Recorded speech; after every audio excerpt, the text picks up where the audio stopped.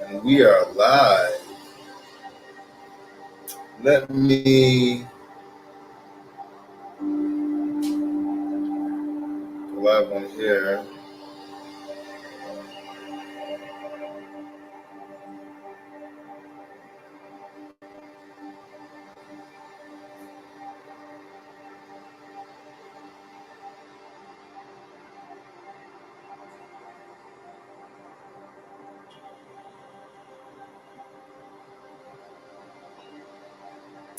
Okay.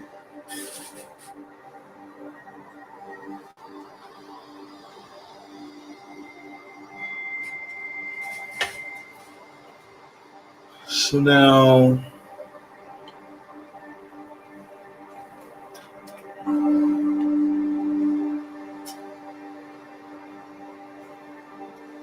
what I'm wanting to do,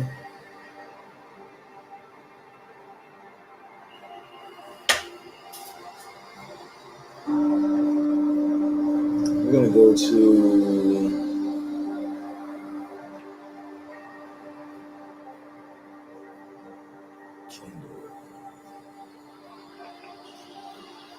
the Sacred Temple of Angels.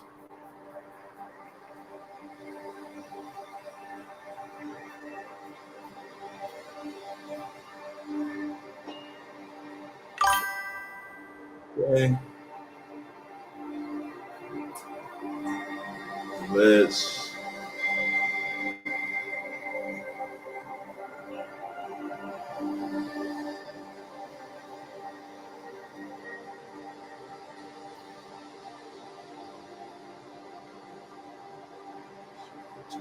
Angels. Okay.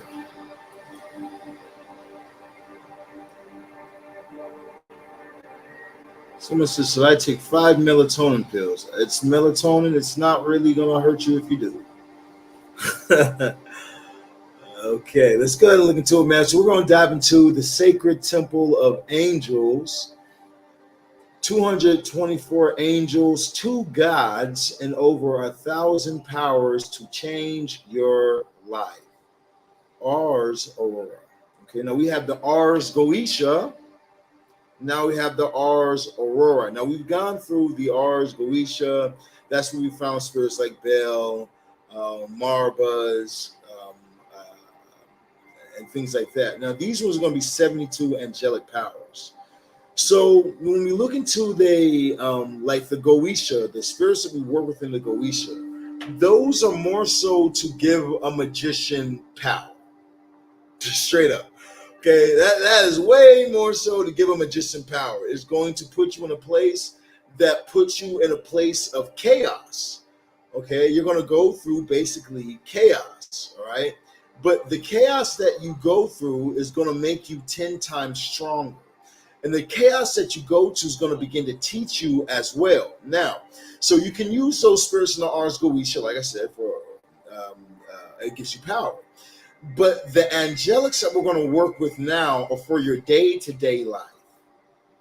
Okay, meaning like things like this. How do I deal with not snapping out and choking out my boss? Okay, how do I deal with maintaining a healthy, good relationship with friends? How do I deal with other practitioners that might want to hurt and harm me? What do I have that can combat that? You know, angelics are more so you as a divine being. Your angelics are here to help you. They don't want anything from you. They're already yours. So it's extra power that you're tapping into when you work with the angelics. It's extra free power. Okay, you know, when you work with the Ars Goetia, you have to give these deities things, whether it be blood, whether it be stones and offerings. You have to give to them. You're going to see as we go through this book of the 72 angelics, you're not giving anything. These spirits have to obey you because they are a part of you. You know, when we look at the Elohim, and we look at the I don't even want to say it like that. When we look at the true God, okay, not the demiurge, because when you say God, a lot of people start thinking about the demiurge and religions and things. I'm not talking about the demiurge. I'm talking about the true God of the universe. When we look at the true God of the universe, it is divine male and divine feminine. So you're also going to see, as we go through here, you're going to see them talk about the divine feminine aspect of God and the divine masculine aspect of God. Okay, we're going to go through that as well, because these are all parts. Once again, these are all parts of your self. Okay, so we have a lot that we can go through at this time, and we're going to go through it, baby. So let's see where we're going to start this journey, because I don't want to just dive into the angels, even though the angels are fun. I want to first take some time, and we're going to read a little bit about what are angels. Okay, what are angels? Let's go ahead and find out. All right, so the word angel comes from Malak, the translator of the time, the translators of the time had two choices of in this case. The word can be translated to angelos or daemons. While angelos had its meaning as a common messenger, daemons, which is what we know, like when we look at the Ars Goetia, those are daemons, not demons, but daemons, was represented as spirits that can do both good and evil. And so, the Bible translators have chosen to use angels to remove the connotation of evil from the spirits that reserve the Creator. Now, when we look at this right here, another way to look at this would be like this: angels can only do what you tell them to do. When you're working with some of these other spirits and you're making deals and you're giving them this and you're giving them that, when you're making deals with them, they can do what they please. You know, like jinns. Jinns can do what they please. Jinns can be Christians. Jinn can be Muslims. Jinns can be Satanists. Jinns are multi-dimensional. Jinns are just these beings. They can do what they want. Angels aren't the same. They don't have that same type of will. These things are more so, like I said, parts of yourself, things that you control. They only do what you tell them. You don't give them anything. You're not making deals here. Okay, to reclaim the connotation of evil from the spirits that serve the Creator, exalting only, and the Creator is you, once again. So the spirits that serve the Creator. So these spirits are made to serve you. You made these spirits before you even made this realm to come and play in. Only its kind and light sides. Malak is also used to describe an angelic case or order of warriors, literally several angels of justice, wrath, and punishment. No one has information of their creation or how they were created. We can only observe that these spirits suffered influence from the deities of the Babylonian and the Zoroastrist era. I might have fucked that word all the way up. And also some Greek influences like Eros and the winged beings. Their appearances have been discussed for a long time. Each person will interpret the energy of an angel in a different way. This is based on their capacity for spiritual visualization and the current state of the third eye. It is common that our energy state can interpret or can interfere with the captured angel image in the sacred temple, which will be addressed in the next chapter. Each angel has its essence and its form and vibration, and tend to appear in humanity in the best way that their vision and understanding can see. You will notice that the angels in the book have abilities described as powers, but this does not mean that they can only act on what has been passed here. Every angel has their powers far beyond of what has been described in this book, and this is only revealed to people who create a relationship and frequent contact with them. Okay, the angelic hierarchy, a very approach and not very practical subject. Angelology is grouped as 72 angels of Shem, of the Shemham Farash, in three orders, and in each order, three groups of angels. It is extremely common for people who have no practice or little knowledge in angel magic to quote these orders and call that the higher up the hierarchy, the more difficult or more complicated it is to deal with the being in question. Especially with the seraphim, who are described as uh, pseudo Dionysus. I think yeah, I put that word up too. Pseudo Dionysus. I might have got it right. As the closest course to God. I leave in the following pages just to elucidate on the subject of the whole like. Damn, you got caught on the whole. Okay, I'm sorry.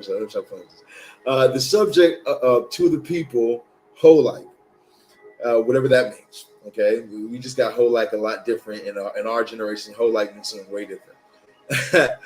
It can be observed that the performance of the angels in question goes far beyond what is in these orders or angelic choirs, and even their performance appearances, personalities, and forms can be extremely different from their order. Because in practice, each and every person can access each and every angel with faith, practice, and determination. The order described by Dionysus is as follows. The first order controls the order and law of the universe and the manifestation and divine will. The cherubim, and then the thrones. The second order represents the power of God and in charge over governing the planets and execute. Okay. Check this out. Wait a minute. Check this out. Wait a minute. All right. So we're gonna read this again, but I want to make this more clear. So when we're going into planetary magic, and we're using like the planet, or like we're using planetary hours and the hour of the sun, and we're wanting to do some type. Oh, let's just fucking use Jupiter. We're using the hour of Jupiter for some money. We're trying to manifest more abundance in our lives. So these would be the angels that we would go to that has to deal with ruling over the planets. So when we're using the sigils for like the planets, we would want to use these angel sigils or the Hebraic names as well when we're putting them on, like, let's say a candle, for something that we're doing, or let's say that we're doing sigils and we're just writing them down and putting them in water, because sigil magic with angels is different from the Ars Goetia, which we'll go over later on as well. But so that's cool. So it says the first order controls the order and laws of the universe. So this going to have to do with these have to do with manifesting. So if we're trying to manifest something to ourselves, trying to get something in this physical plane, then we want to go to these angelics right here because they have to do with the laws of the universe and the manifestation of the divine will. What is the divine will? The divine will is what your will is. Remember, because you are the divine creator. So these are yours to help you create what you need to create. So we want to work with the seraphim, the cherubim, and the thrones, so that way we can get ourselves in a great place, especially if we're doing things like Kabbalah, right? If we're doing things like Kabbalah, when we're at Malkut, we should be working with these type of angelics as we're in Malkut. I wonder if these three have to do with the three spheres, and then these two have to do with the next three spheres, and then these three have to do with the last three spheres until the 10th sphere. You know what I mean? Like that might actually be how this shit goes, bro. Wait a minute, I might be unlocking some shit. I don't even know it, bro. All right, okay, let's keep going. So the second order, they represent the power of God, and they are charged by governing the planets and executing the divine order. Dominions are the first group, virtues are the second group, and powers are the sixth. The third order, they protect and guide humanity in its evolutionary process and guide the prayers to the Creator. These are the principalities, these are the archangels, and these are just the angels. Okay, so then we have these ones here. We got the description of each angelic choir. 1, the seraphim. It is said as the highest choir. It is appearance Its appearance is represented by a six-winged angel that covers its face and feet. Its brightness is intense, and they can sing tirelessly and chant Kadosh, Kadosh, Kadosh, Adonai Sebaot, which means holy, holy, holy is the Lord of hosts. Cherubims are guardian angels of places that wield swords and flaming weapons, are described as spirits with four wings and four faces, which are of a human, lion, and bull, and an eagle. Look at the four cardinal points and represent the four elements. It is also said that their bodies are covered with eyes and fire. Okay, so that was gonna sound fucking terrifying. But they have to do with the elements, so we could probably use these ones when it comes towards elemental magic. We're going to use cherubim for elemental magic. So when we're working with and here's an easy way to remember elemental symbols. So we got a triangle for fire, an upside down triangle for water. We got a triangle with a line through it for air, an upside down triangle with a line through it for water. Water and earth go together. So we have an upside down triangle with a line through it for earth, and an upside down triangle for water. Both of these go together. Earth and water goes together. We have the regular triangle with a line through it for air, and a regular triangle for fire. Fire and air go together. Okay, so that's an easier way to remember these symbols that you can use when you're even meditating, or when you're writing them on your candles and such. Okay, so let's look at these right here. We have thrones. They are described as flaming wheels covered with eyes and fury. They are divine chariots with and carry prayers to the Creator. They are extremely serious, and their voices are like thunder. Okay, so like some of these, what we see, like these plasmoids that you'll see online. If you look at plasmoids, some of these plasmoids that you see in the skies, they look like how these are described. They look exactly like flaming wheels covered with eyes, and are like thunder. You know what I mean? But you don't ever hear them speak. But there are videos online that you can see these plasmoids that look like these described beings here. Okay. Then we got dominions. They are described as divine judges of law and of cosmos. Advocate missions to all choirs according to the will of the Creator. Then 5 is the virtues.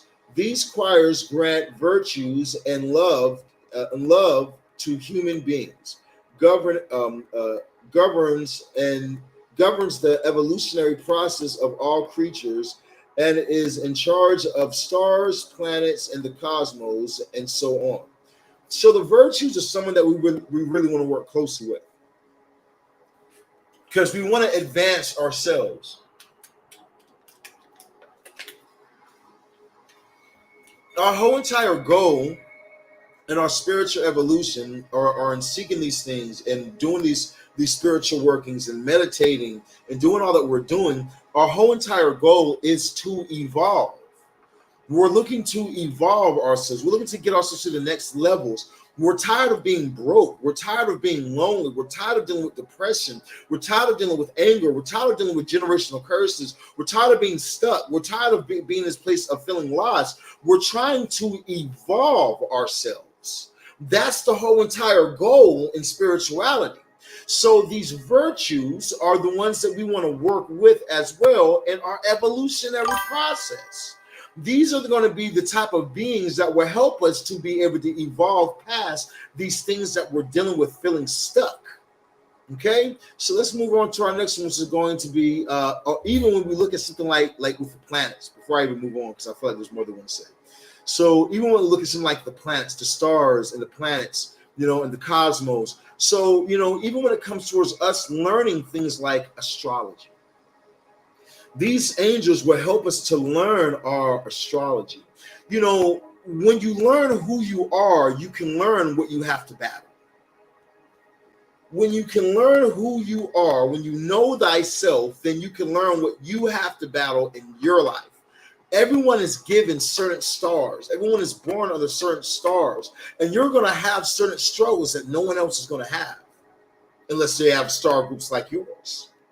You ever seen some people that are just have deal with extreme anger? That's in their chart. So if they study the chart, they know ahead of time, this is what I have to deal with. So therefore, that means that there are going to be certain lower vibrations, demons, who are going to test me in these forms of my life. I'm trying to progress and become a better person, but there's something always trying to bring me down.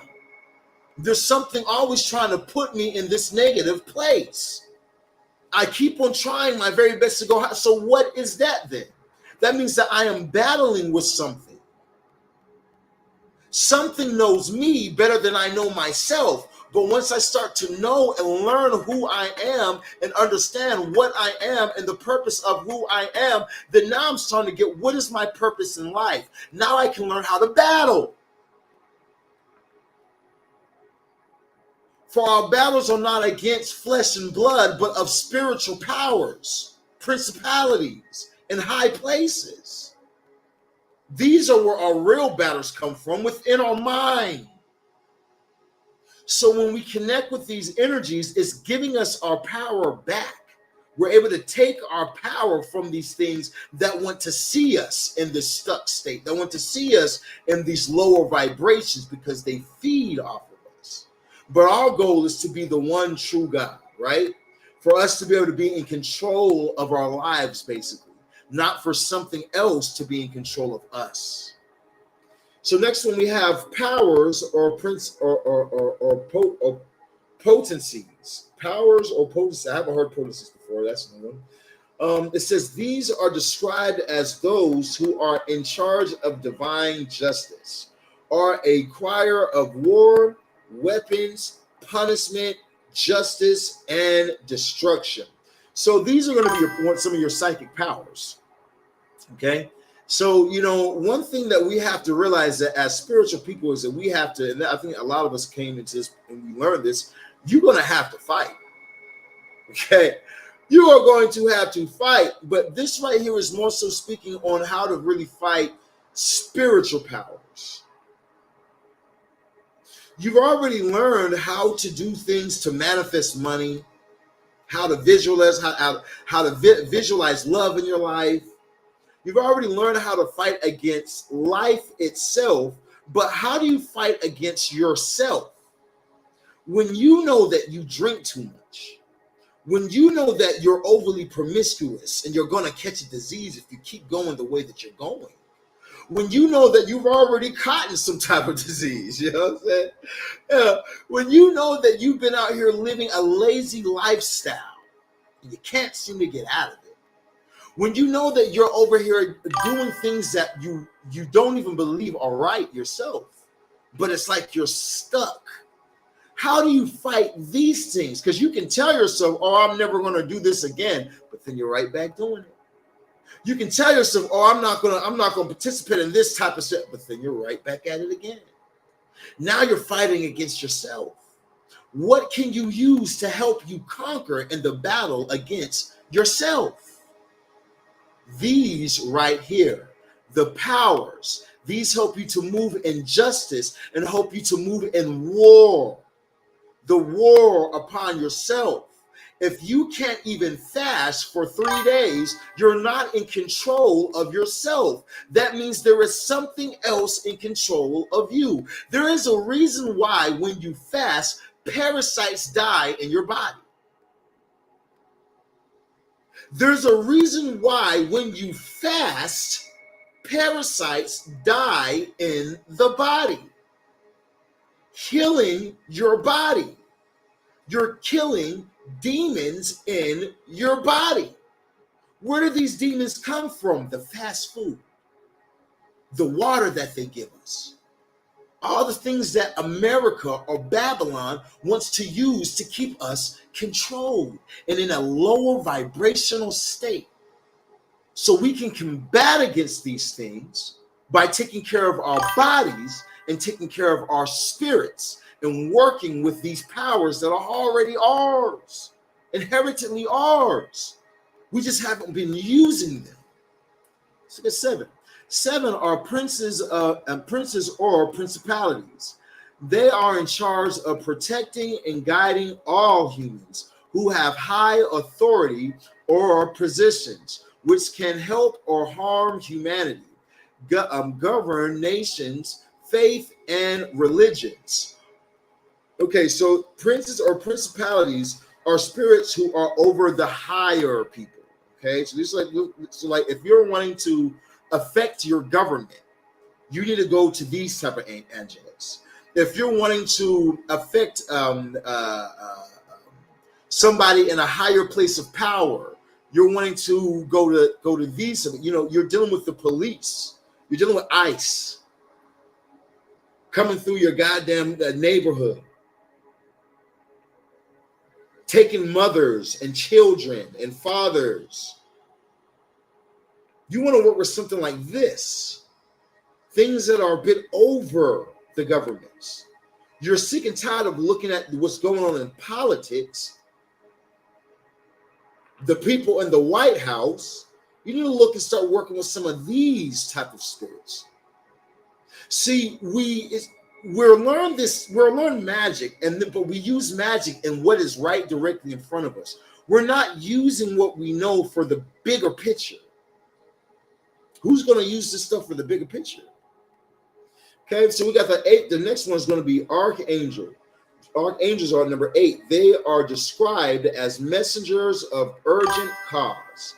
It is said that they fight tirelessly against evil. So, if you're dealing with evil in your life, there is you're stuck in addiction. Bro, you can't stop doing coke. You can't seem to put down the drugs. You can't put down the bottle. You're drinking endlessly. If you continue in this cycle, you're going to end up dead. But yet you keep going back to it. So then you're called on some archangels because they fight tirelessly. That means when you're finally getting some rest, they're still fighting on your behalf. Okay. Then number 9 we have is angels. So this is the bottom of the Kabbalah, okay, or the tree of life. The bottom. So we have the bottom would be Malkuth, and then we probably go up to 9, okay, and then from 9 to archangels, and it goes up from there, okay, because we start with angels. All right. So angels are described as those who are described as those closest to humanity. And their mission is to guide every soul towards spiritual evolution. So these deities want to guide us towards spiritual evolution and development in our life. Preparing for the journey to heaven. Okay.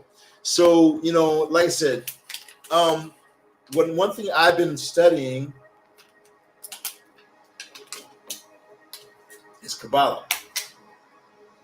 We start at the bottom of the tree, and we got to work our way up to Keter.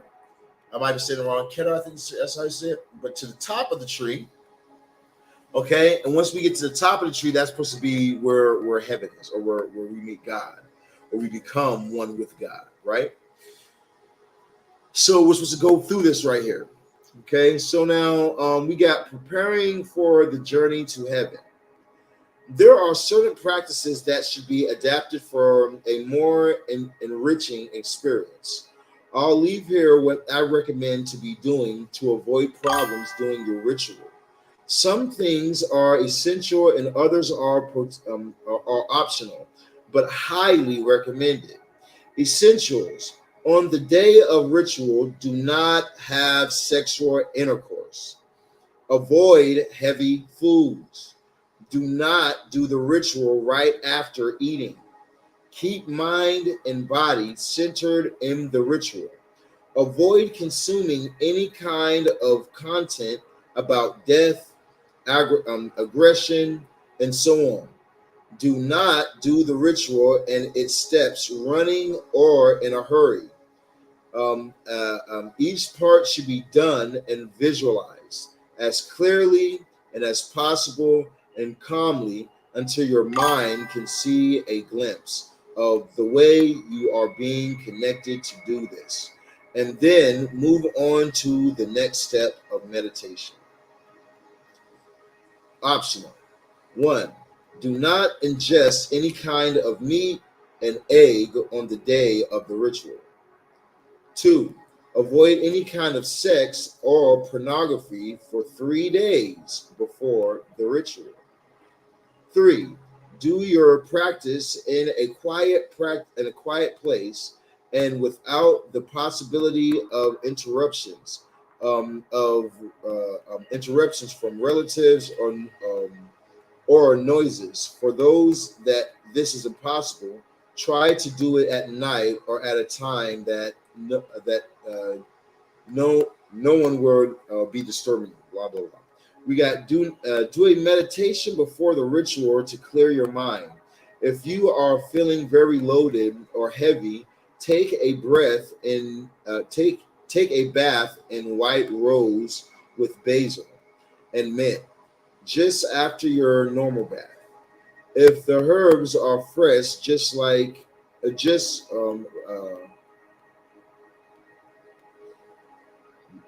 macerate. I don't know what that even means. Them in the water. If they are dry bought and pack it, boil them in the water and throw them on the body. The following exercise I leave for those who want to relax with the body and get the ritual following the steps indicated. 1. Sitting or lying down, become aware of the beats of your heart. Okay, I said all along. Become aware of the beats of your heart. 2. Start to feel the flow of blood through the veins in your body. 3.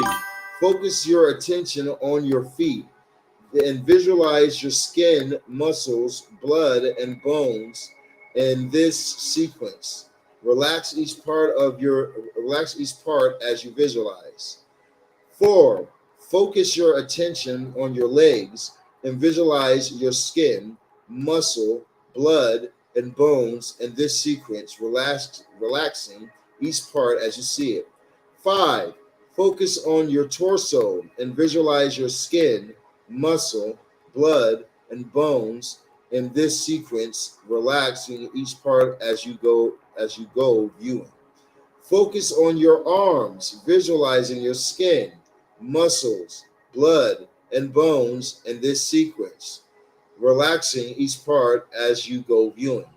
Focus on your neck, shoulders, and head, visualizing your skin, what's underneath your skin, your muscles, what's underneath your muscles, your blood, what's underneath the blood, and bones in this fashion sequence, relaxing each part as you go viewing.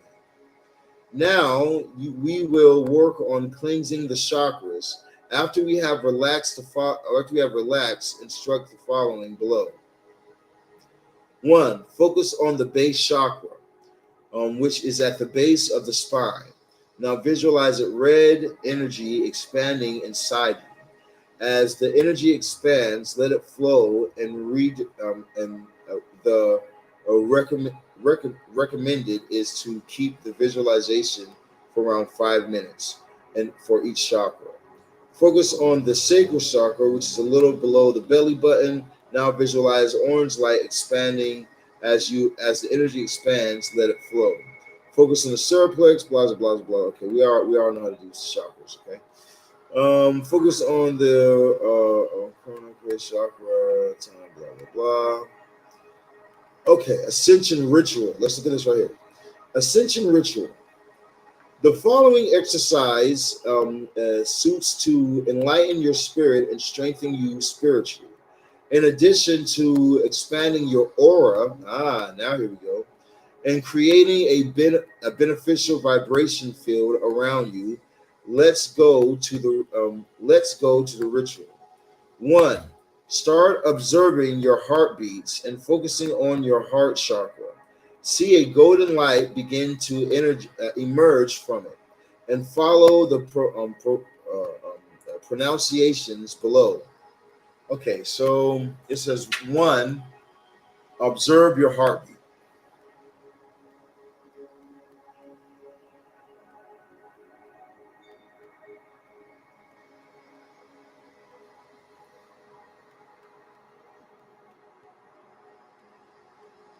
Bro, I can't even feel my heartbeat. What the fuck is my heartbeat, bro? What the fuck?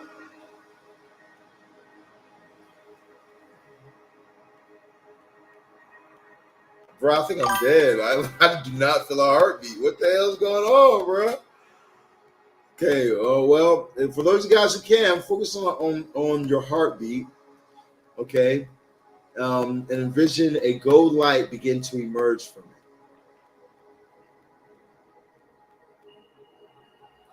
See the gold light become the Star of David, the 6-point star.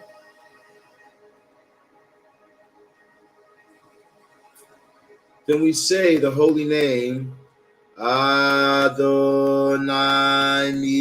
Mile, Adonai Ra'es. Say the holy name, Shade El Kai. Say the holy name, Adonai Za'od. Say the holy name, Elohim Zavaot. Say the holy name, Adonai Elohim. Say the holy name, Elohim Guber. Say the holy name, El Yahweh. Yahweh. Which is really supposed to say Yahuwah. Yad Hey Vav Hey right here. Elohim. Say the name Yah. Say the holy name Yeh.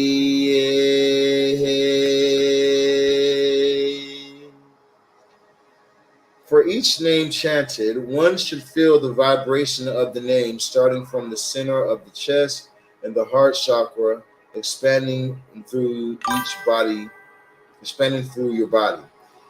This ritual can be done to strengthen magic and spells. Simply chant each word said, and each one imagine a light or a ray that descends from the heavens and pulsates the magic maid. The magic maid can also be used to bless people or spirits. In the case of spirits, ask before if it accepts this type of energy. There are many cultures and faiths in the world, and it is very unpleasant someone wanting to project their faith on top of yours. It can also be used to gain divine authority when working with spirits, demons, daemons, etc. For the student of Kabbalah, they must have noticed that I chose to use the name Adonai instead of Yahuwah. In some divine names, this was because of conscious astral projections. I could see the name Adonai pulsing more energy and vibrating more than Yahuwah. Both are great, and if you feel more comfortable using the second, feel free to use Yahuwah. That's what the Black Israelites use. The call of the four archangels. This ritual is similar to the minor ritual of the pentagram, but it is done a different way. For each angel, in question, you must imagine and fill each phrase described. These phrases are triggers, keys, or pathwork. To align with the archangels in question more easily, at the end of each visualization, say the name of the archangel, and he or she will present. Now let's go. Oriole's key: black, wet earth, storms with lightning, thunder, forests bathed by the sun rays, by the rays of the sun, fire among the clouds. So we want to envision these things. Like, let's say if I'm trying to conjure Oriole, I would envision black, wet earth. I can see that very clearly. And I would say, Oriole,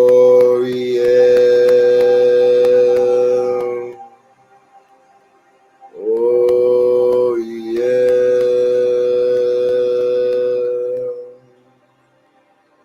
oh yeah. Okay, so basically we're conjuring the element of earth here. Earth. We got Raphael's key is sunrise, wind. Notice that. Notice over here we got wind over mountains, the noise of the wind, and birds in the forest. An eagle that flies through the blue skies. I like that one. An eagle that flies to the blue skies, or also like the sunrise. I feel like those are pretty easy things to visualize, you know. So, but also Archangel Raphael has to do with the element of air. So we really want to kind of utilize that air in summoning this angelic power. Okay, so let's go ahead and practice this right here. So we would say Raphael,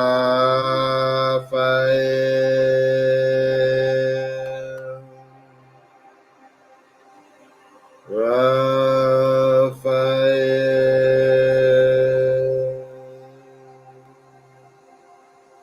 Visualizing the eagle, I think, works the best. Raphael.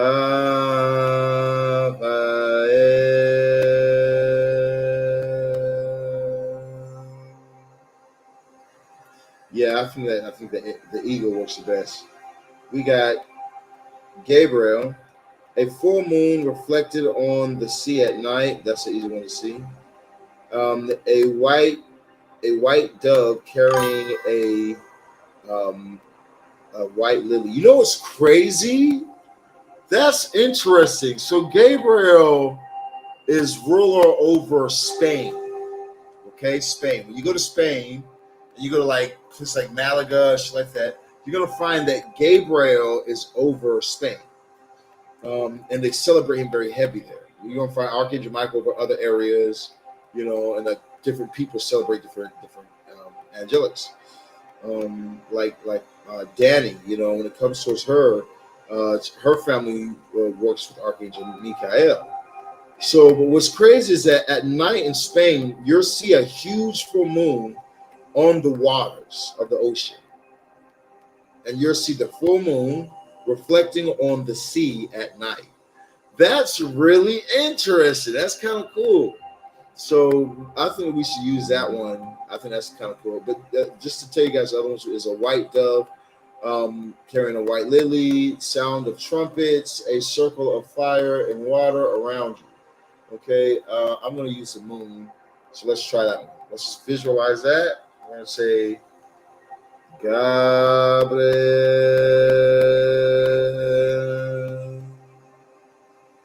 Gabriel,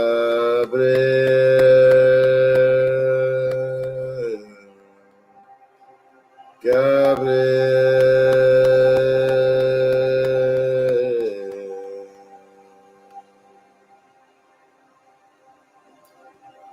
Okay.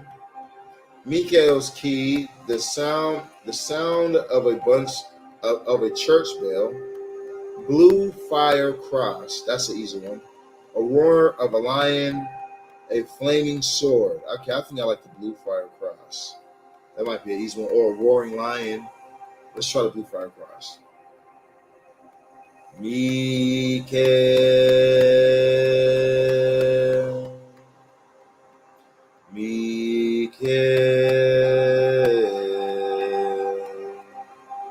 Mike.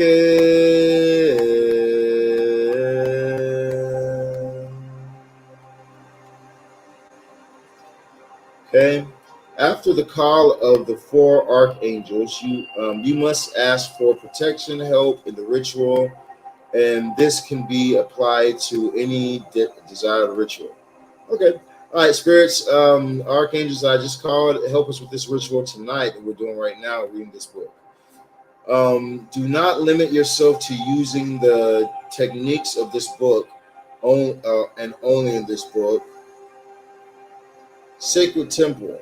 The Sacred Temple ritual is the base of every ritual. We will go to a temple above the clouds using our imagination. For each person, the temple will be different. I pass in these lines what is revealed to me by the angels. If the temple is not the same for you, don't worry, it's perfectly normal. In fact, I want you to have your own experience in this temple. Let your mind flow, let your spirit flow in this sacred place. The rituals should be done for a period of days that you find comfortable. This will depend on each person and each request for requests that you want to build something. Such as your intuition do each day and intensify or have desired results.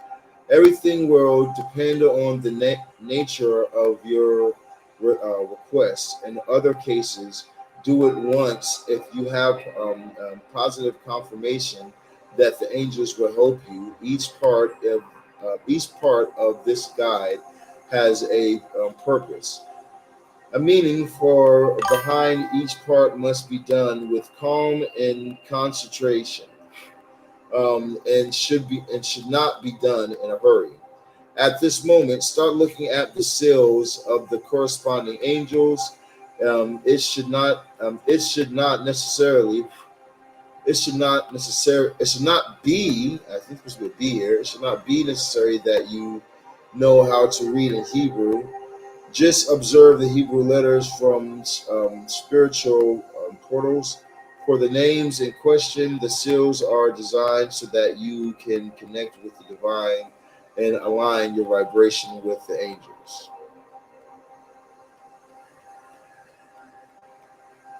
Now I'll just keep reading. As well as much closer to who you want. Know that at this moment, a connection is already formed. The angel in questions look at the seal, thinking about your situation that you want to resolve. Now you must visualize the following sentence. One at the time. When visualizing, you must be completely in visualization, feeling the environment around you, feeling the sensation of the body.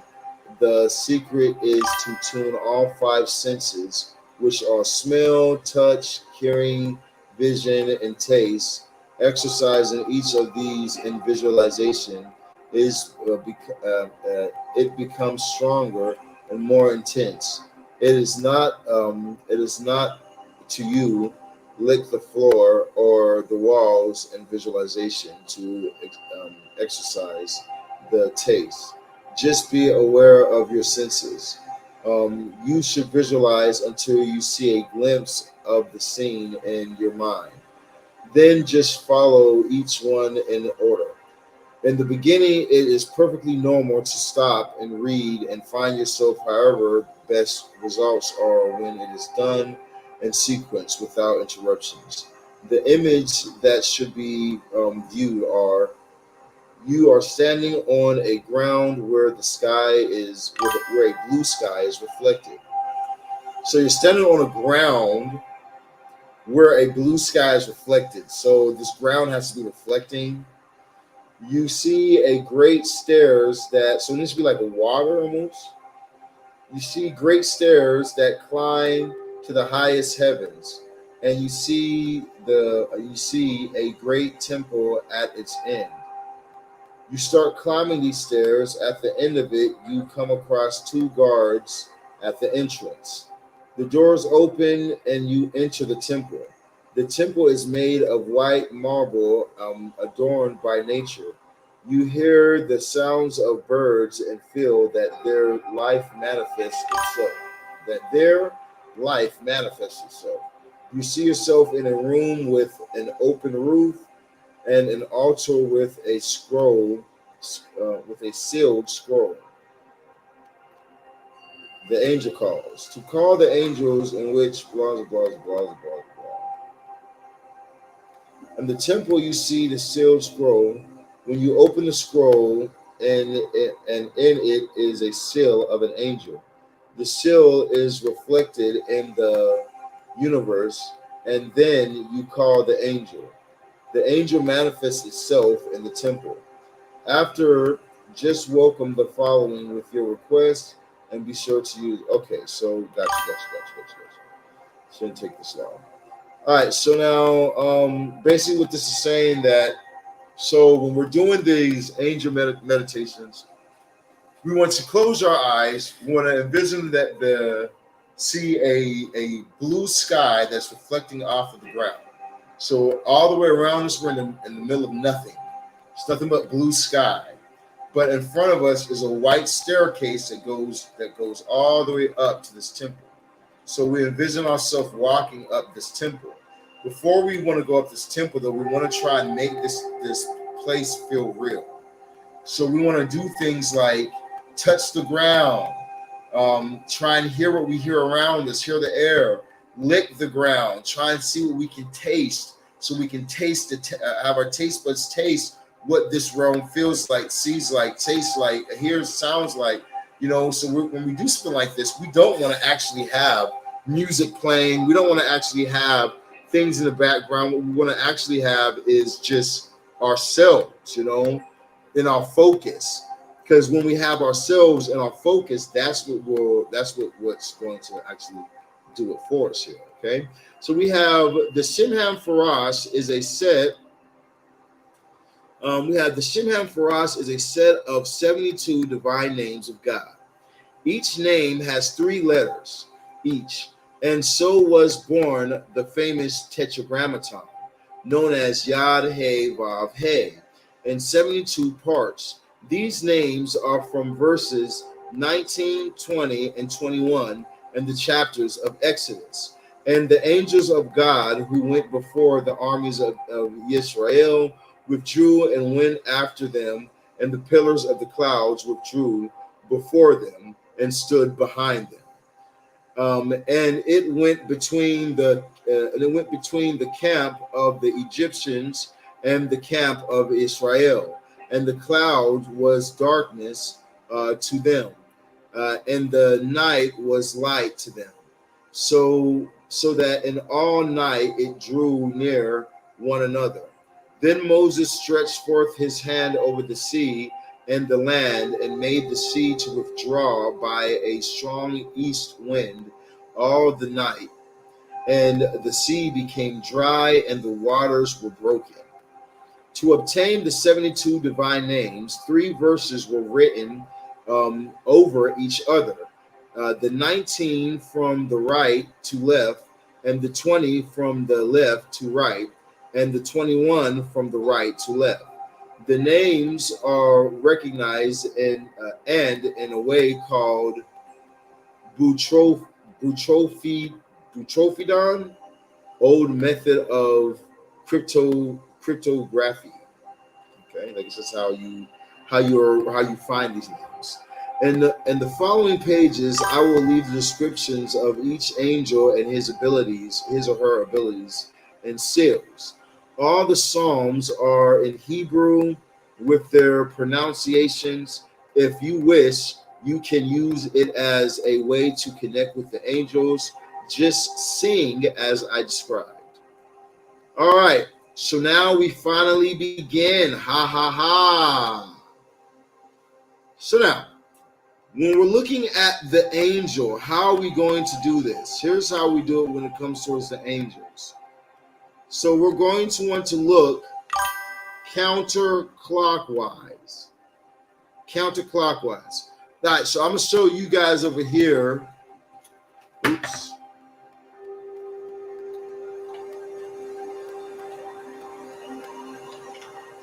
going to show you guys over here what it looks like. Okay? So this is the angel sigil. So we would look starting here, and we would go around in a circle, studying these Hebrew letters. Go around 3 times. 2, and then we hit 3, going around. Then we drop 1, and we look at the sigil of the angel. 1, 2, 3. Then we drop again to the names of God inside of the Star of David. 1, 2, 3. And when you're looking at this, you want to look like this, this, this, this way, this way, this way, okay? Because it says Yod Hey, Vav Hey, Yod Hey, Shane Hey, or something, okay? So, and then after we get out of there, then we go back down to here 3 times. 1, 2, 3. And then we can read the name. 1, 2, 3, okay? That's how we connect with the angel through the sigil. Now let's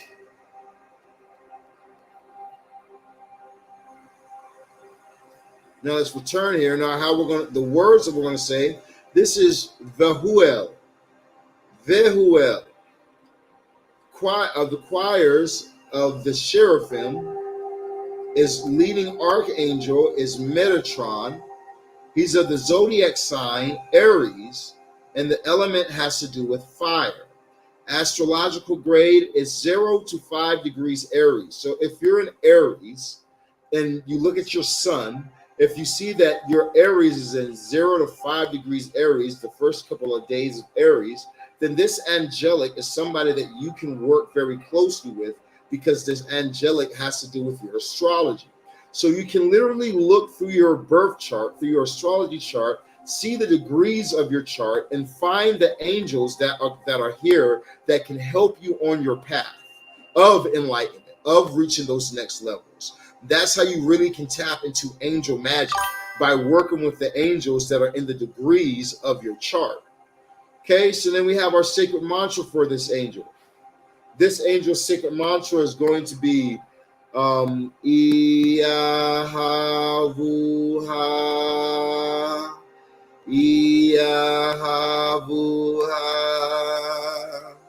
Iahavuha. Okay, then we go down to or Ve'ata Adonai Mejinba Adokeva Diu Merim Rashi Ve'ata Adonai Mejinba Adikeva Diu Merim Rashi Iahavuha, Iahavuha. So now Iahavuha, we can say that while we're doing this. Iahavuha, Iahavuha, Iahavuha, Iahavuha. Now, what does this do? Why do we need to do this for? What's the point of this right here? Let's go ahead and find out real quick. So we have this spirit reveals our true physical and spiritual strength. So you're trying to get healthy, okay? This right here is from the Sacred Temple of Angels. 224 angels, 2 gods, and over 1,000 powers to change your life. Great book. Okay, so like I said, so this spirit reveals your true physical and spiritual strength. So if you're trying to work on your body, you're trying to work out, trying to get yourself to a good weight, trying to get yourself more healthy, trying to get yourself to the next levels, you want to connect with these spirits right here.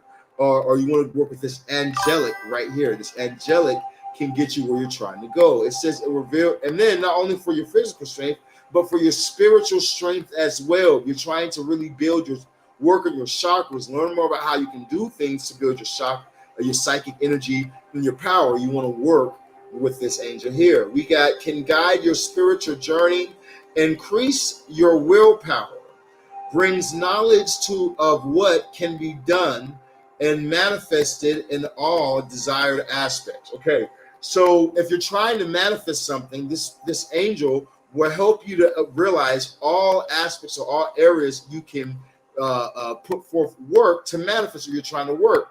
So, for instance, when we're visualizing financial increase, we're trying to manifest $100,000 in 3 months, right? So we're visualizing that. But not only do you want to visualize, you have to take action. You have to take steps for it to actually come through for you. So this angel is going to show you the steps that you take for that to come into your life. So it brings knowledge of what can be manifested in all desired aspects.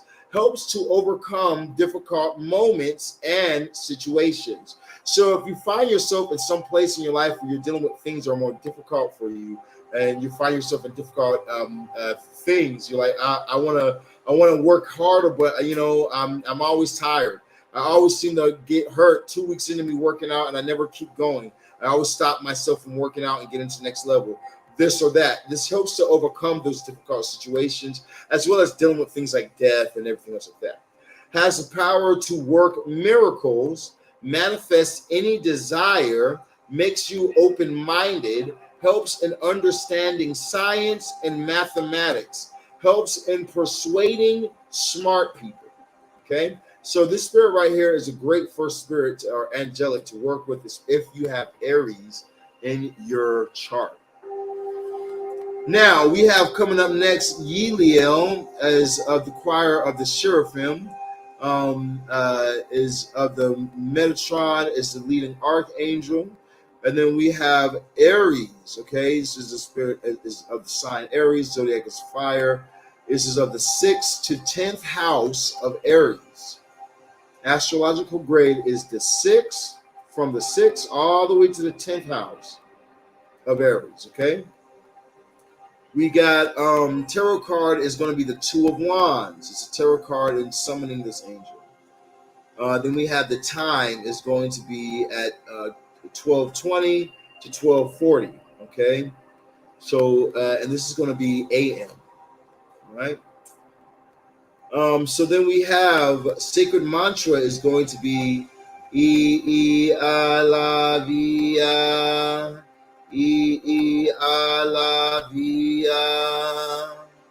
So let's look at this while we do it this time. Okay, let's look at the sigil of the angel. Remember, we're going to go counterclockwise, like such.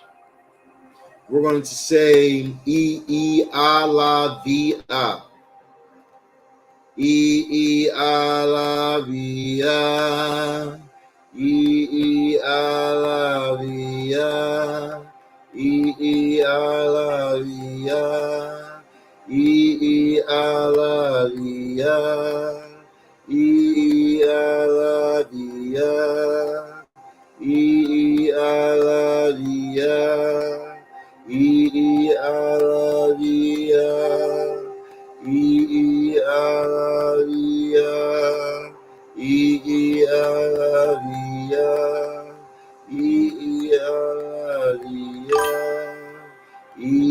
ala via. Now, the sacred psalm, which you guys can use your Bible apps or whatever you guys use to get this. If I was going to use a Bible app, I would use the TS Scriptures, the translated scriptures. Okay, it's called the TS 2000 something. I forget, 2009. But the TS is a translated scriptures, and it has these type of angelic names and Hebraic symbols already in that book. So it's really a book of magic. Okay, so we got this angelic. What it does is it can attract love, can validate and amplify true feelings, can improve sex by having a balance of desire for that person, as well as feelings for that person. Brings justice when upset by a family member. Helps people to be faithful, okay? Both in your relationship and in other fields. Helps you from an attitude of honor and duty in your actions. Brings peace to troubled relationships. Can remove fear of loving and or being alone. Treats the feeling of being stuck in something, giving you movement. Okay, so this has to do with the angelic, that has to do with your love life. Okay, so all of us have a love life. Love is a part of the human experience. This angelic has to do with that part of the human experience. Okay, so when it comes towards gaining love, amplifying feelings of love, improving our sex life, this is the angel that we want to conjure, that we want to talk to, that we want to call, to help us with that. When we're dealing with a relationship where a person is getting bored, okay? You've been in this relationship for a while and you can tell your partner is getting bored. The sex is becoming unfulfilling. It helps people to be faithful in both relationships and other fields, and helps you to keep an attitude of honor. Okay, so this is not only going to help them, this is going to help you to maintain and build the relationship and to make it through the difficult times that you have in your relationship. A lot of y'all will get tarot card readings and come to me about tarot card readings asking me for help and assistance and what the cards have to say, when if you were to take the time and read through the Psalms 22:19, say the sacred mantra and do the visualization to summon the angel, maybe you could fix your own relationship. A lot of y'all are paying me $5,000 for me to do my obsession love spell to fix and work on your relationship, when you really could just be tapping into these angelics and saying the mantra, doing the thing yourself, working on yourself and making these things happen in your life, protecting and saving your relationships. We just have to connect with what we know works. Okay, then we got the angel Shem, Sitel. Okay, the choir of Shems, leading archangel is Metatron, sign is of Aries, element is fire, of course. Astrological grade is from the 11th house to 15th house of Aries. Okay, the tarot card is the 3 of Wands. All right, the time is going to be 12:40 a.m. to 1 a.m. Sacred mantra is going to be Isa Ivata, Isa Ivata, Isa Ivata. Let's get the angel.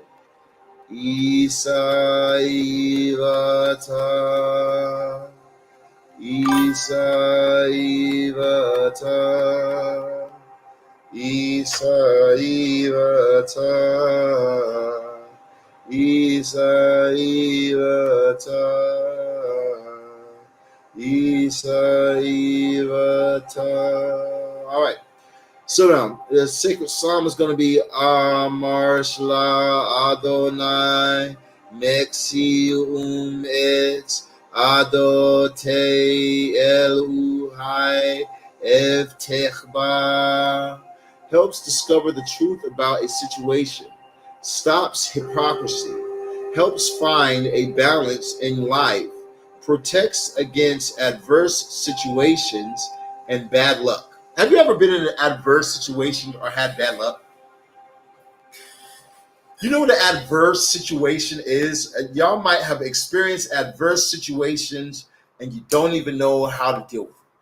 Here's an adverse situation. An adverse situation is where, let's say that you get into a situation where you're in high school and there is a more popular kid.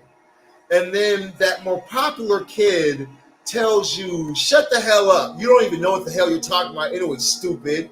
And then everybody laughs. And then you should say something, but you never really said anything, And then you get put in this situation where you feel this discomfort and you feel this place of, yeah, and you, I should have said something, I should have did more. This angel protects against these things happening. So it works with your mental peace. It protects against bad luck. So in other situations where you can find that, okay, I try things and it seems like I lose. I try to get a good job, but it seems like, every time I try, something always blocks me. I've tried my very best to work on relationships, but it seems like every time I date, I only can seem to find 304s. Nothing seems to work out for me for some reason. This angel treats that, your bad luck, your adverse situations. It helps you in the work of self-knowledge and your personality, okay? A lot of times we attract these things to ourselves. If you're dealing with a bully, it's because you attract bullies, okay? You know what I'm saying? If you are a bully, guess what? You attract weak people for the most part until you get your ass kicked because you attracted the wrong person. But it's these type of things we do. We attract these things to ourselves. So this is going to teach you about yourself. Why are you attracting this to yourself? Why are you attracting this type of people or this type of energy to yourself? What is the reason why? And it's going to help you to where you're able to get past that energy, to where you're not attracting these things to yourself any longer, which is what we want, right? Okay, so then we got helps to change and break or manifest a new trait of personality. So if you realize that you're too soft, you realize that you're too shy, you realize that you're too full of anger, you realize that you don't have a backbone, you realize these type of things, this angel is going to be the one that teaches you and helps you to have a new trait or personality. Helps you find a job. Okay, so your broke ass can finally stop asking me for money. Gotta hey, Shaba Honda Civic. All right, yeah, your broke ass can stop asking me for money. Okay, I got that. I got something on that. I don't know what it was. So we got helps you find a job, increases your willpower to change, opens you to change. I think that's like one of the hardest parts for a lot of people, even us as occultists, is being open up to change. Being open to the fact of change, when in all actuality, change is what we all should be working towards. We don't want to stay the same. Staying the same is death. We want to keep evolving and growing and moving into new steps of life and evolution. That's what we should be pushing for. So we have to have a will to change, though, because it's very easy for us to look at our life and say, that's fucked up, that's fucked up, that's fucked up, that's fucked up, but I'm surviving. But I'm making money, so I know that I'm lacking in this area, that area, that area, that area, but I much more rather focus on making money and feeling good about the new clothes I buy. I much more rather focus on being promiscuous and seeing whose woman I can steal, or you seeing whose man that you can take. I more so might feel like being in this lower vibrational state. I don't want to change. This spirit's going to help you to change. And for other people, I do want to change, but I don't have the willpower. Saran, you don't get it. You think that I want to be 300 fucking pounds and I can't walk and run and do all these things? No, I don't want to be this way, but I can't seem to put the fast food down. Sharon, you think that I want to be a drunk and I like the fact that I've gone to jail for all this stuff and my family life is fucked up with my children and this and that? No, I know I need to change, but my willpower is shit. I don't have the willpower to really do what needs to be done to get there. This angel, Sitel, will help you to have the willpower to bring the change. It's going to help you have that willpower to make what you need to make happen. So we want to work with Satel, you know, if you're needing that extra boost. All right, let's go to the next angel. We got the next angel is going to be the angel Shem. Is yeah, I guess his name is Shem. Oh no, his name is Elamel. Elamel. That's interesting. I haven't heard Elamel before. Elamel. Elamel, choirs, seraphim, archangel is going to be Metatron, sign is Aries, element is fire, of course. The astrological grade is 16 degrees to 20 degrees of Aries. Okay? This spirit might actually be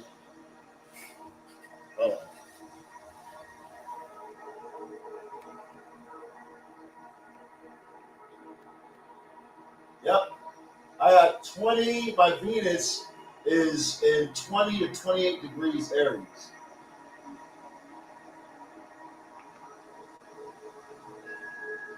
I got 6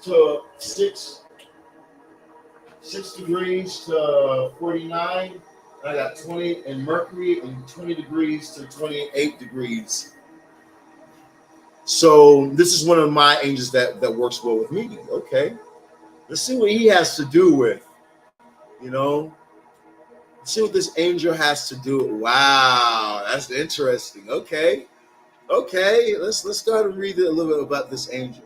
This is what I'm saying. If you have your birth chart, okay, if you have your birth chart, this is one of those lives that I would have my birth chart with me. You know what I mean? I would just have my birth chart. What's up, you guys over here in the chat? What's up, everybody? What's up, T's Trip? What's happening with you?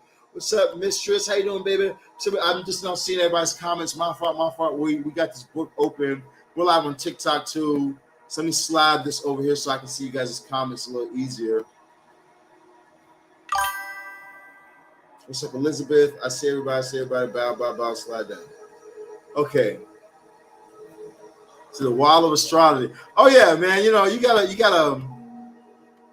never want to have to look through your phone and pull things up. You want to be able to just look at your wall. You know what I'm saying? When you're going to get some lunch, and then you're like, oh yeah, that is my chart. Until the day you have it memorized. When you have it memorized, you can take it down. All right, so let's keep going.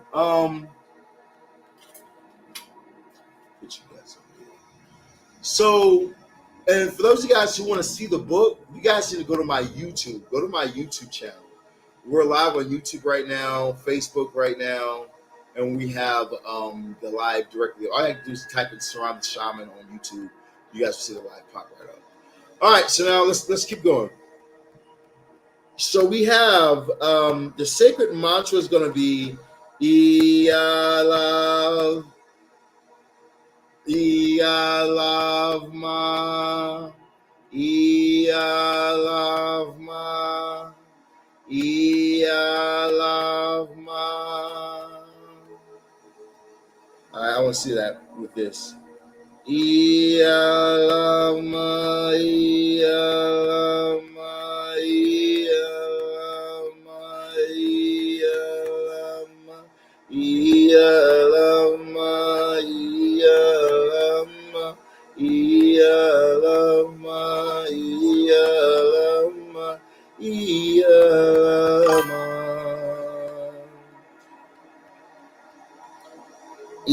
The sacred psalm is going to be 34 to 15, or 34 verse 15. And it says, Ene Adonai El Sadikim Ve'asnav El Shav Vu'atam. It says that this angel has the power to stop spiritual or mental torments, enables you to see the source of pain in a situation, generates feelings of forgiveness so you can forgive those who have done you wrong.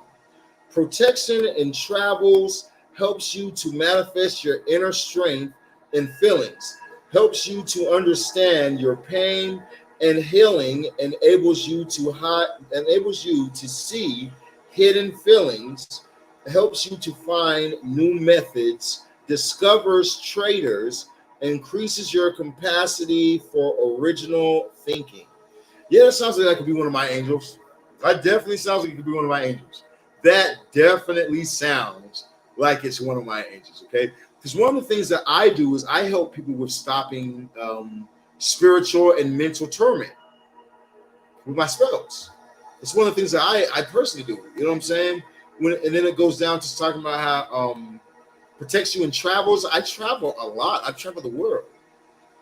You know what I mean? I remember when everybody's planes were crashing, I was like, fuck, this I don't like this shit. All these planes are crashing and shit.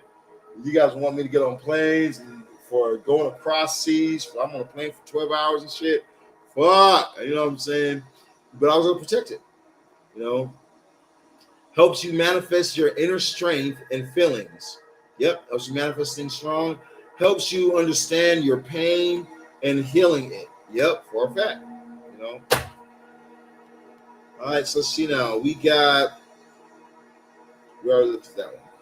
So our next one's going to be from 21 to 25 degrees Aries. This is another one of my angels. I think it said, 20 to 28 degrees. It's going to be 21 to 25 degrees. So then, this is another one of my angels. So we got Mahashel. Choir is a seraphim. Archangels is Metatron. Sign is Aries. Zodiac element is fire. Astrological grade is 21 to 25 degrees Aries. Tarot card is going to be the Four of Wands. Time is 120, 1 hour. 120 to 140 a.m. still. Okay. So we got the holy mantra is going to be Im Ahav Shah, Im Ahav Shah, Im Ahav Shah, Im Ahav Shah, Im Ahav Shah, Im Ahav Shah, Im Ahav Shah, Im Ahav Shah, Im Ahav Shah, Im Ahav Shah. Second Psalm is Psalms 80, verse 19, which says, Adonai Elohim Zevaat Hashi Veno Ha'er Panika Veni Vashe'ah. This spirit brings peace to a person, a place, or a situation. It brings you out your light and charisma, helps in physical pain, helps you go deep into your soul, calms a tormented soul, helps you learn more and retain knowledge, helps people, families, and groups live in peace, can interrupt a magical work, can heal and help in physical, mental, and emotional and spiritual recovery, can overcome an illness, brings full recovery after overcoming an illness. Okay, so this spirit right here, this helps with healing. That's what I see when I hear this. This spirit is the spirit of healing.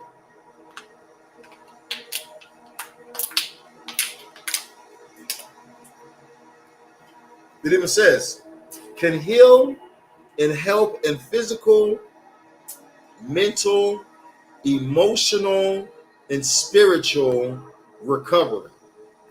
Brings a peace to a person or a situation. So I meant to bring peace to people. I meant to bring peace to situations and change atmospheres. I meant to bring out the light and charisma in others. I meant to help people in physical pain. I meant to help you. I meant to help people go deeper into their souls, and I meant to help calm tormented souls. So I need to work more on helping the tormented soul.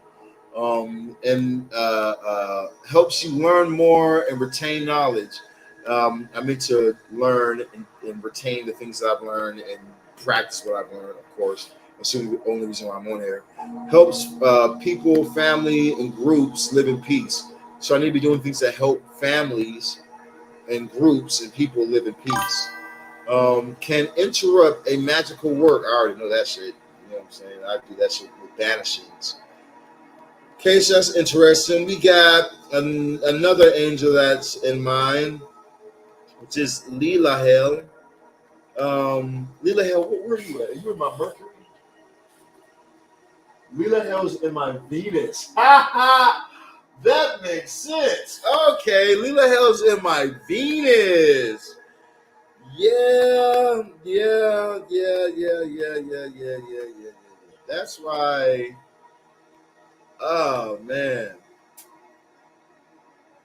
That's why. So ever since I decided to go celibate a while ago, and I've been celibate for like what, almost a month now. Like damn, it's been a fucking minute. Hey, but I've been celibate about a month now, so I've been doing a good job on this shit. Hey, I clap it up for that. Hey, clap it up for that. Clap it up for that one time. Hey, that's a. Hey, let me tell you something. Y'all might be like, I've been celibate for 5 years. Okay, here's the difference. People want to fuck me, okay? It's a very big difference when people are trying to give it to you and you're still saying no, okay? It's a big difference. All right, let me stop. Okay. All right, okay. But, so this is something that I feel like is good, and it helps you, it can help with different spiritual enlightenment and gain. Okay?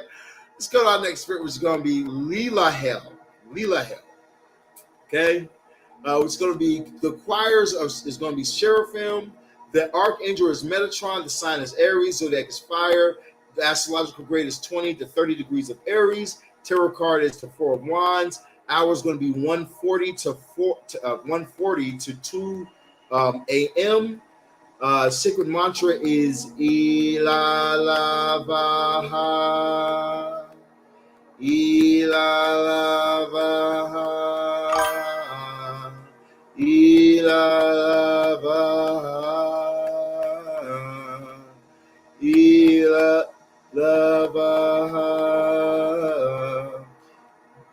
Ilalavaha.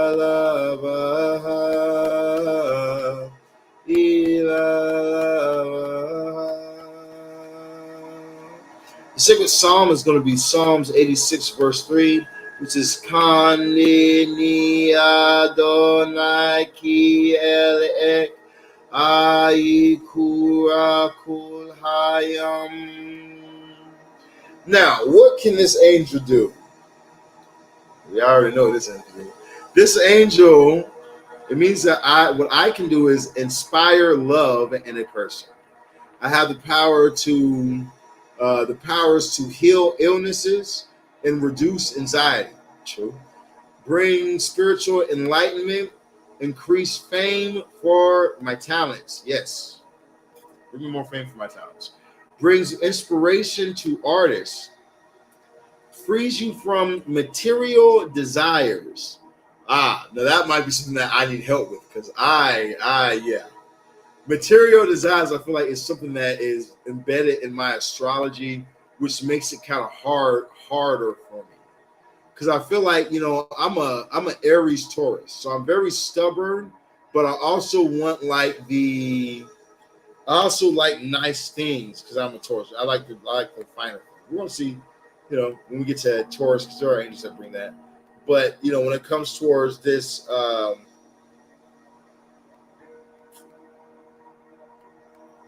free you from material desires, I might have to work on that one. I might not be that enlightened. We got brings protection from ambition and greed. Maybe I'm not as greedy as I be thinking that I might be. Because I'm like, maybe the reason why I feel like, because I be thinking to myself, like, about ways that I can advance spiritually, Am I angry? Am I greedy? Am I selfish? Because it's like, at a time in my life, I feel like I had to be selfish. At a time in my life, I feel like I had to be angry. At a time in my life, I feel like I had to be violent. At a time in my life, I feel like I had to use drugs. At a time in my life, I feel like I had to do certain things. But now I've learned so much. I've grown so much. I've ascended so much with magic. I'm not at that place anymore. I'm not there any longer. I don't have to do LSD trips to expand my consciousness in my mind. I do meditations for it now. You know? So it's like I feel like that as we expand, as we get to those next levels, it should be newer things that we're more interested in, or a change should automatically be within ourselves, not something that's forced upon us. You know, so this brings protection from ambitions of greed, as well can calm the body and spirit. You know, but the spirit also as well hopes to bring wisdom and understanding. You know, so another thing I think that comes with one of those things that brings the change is that wisdom. Over time, we should be gaining wisdom. We should be evolving. We should be reaching higher levels, learning from touching the hot pan. Yo, if you touch that, you're gonna get burned. You know what I'm saying? We got brings wisdom and understanding from dreams and your intuition. Brings you good luck about your ambitions. Okay, so in other words, not only are you going to be having some good luck, but it's good luck towards what you're ambitious about. So you're going to have action behind what you're having good luck in, which is what you need. You need action behind what you're in good luck in. Yes, I did shroom. Yeah, shrooms are great. You know, and sometimes I still will need shroom trips. You know what I mean? I feel like shrooms are something that's given to us for when we need them. You know what I mean? Like all these plants and things are here to help us advance. You know, and then there's this sense of abuse in pop culture. It's the same with Jesus. It's literally the same with Jesus. When you really read about what Jesus was supposed to stand for, he was like us, a spiritualist. Didn't fuck with the religious system at the time. Was about the deification of self. Had occultic teachings. I tell this to the public, but the secret, true knowledge I have to myself and to my followers, my coven in private. It was really just like us. But pop culture got a hold of it, and it makes you not even want to even deal with none of it because of how much bullshit has come with it through pop culture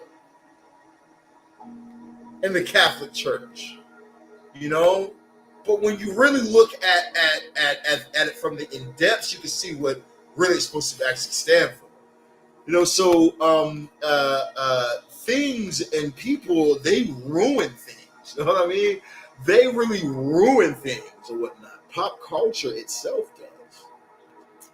Okay, so let's go ahead and read about this angel right here. We got Achael, Achael, Achael, something like that.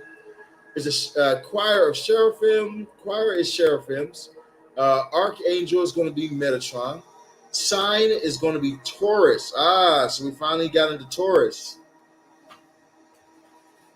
My sun is in 3 degrees, 3 degrees 29, 3 degrees to 59.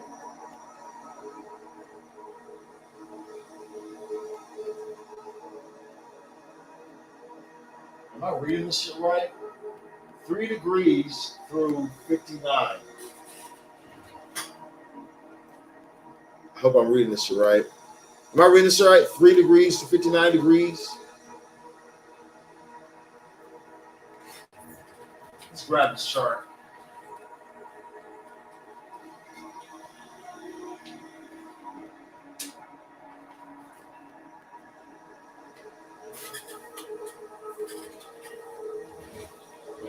Okay.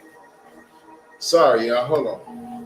Agasilu said he wants to drink. What's up, Agasilu?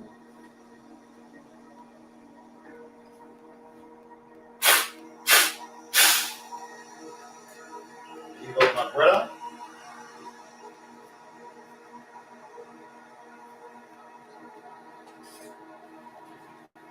Okay, sorry. Agasilu needed some love. Okay, so back to y'all. Let's see now.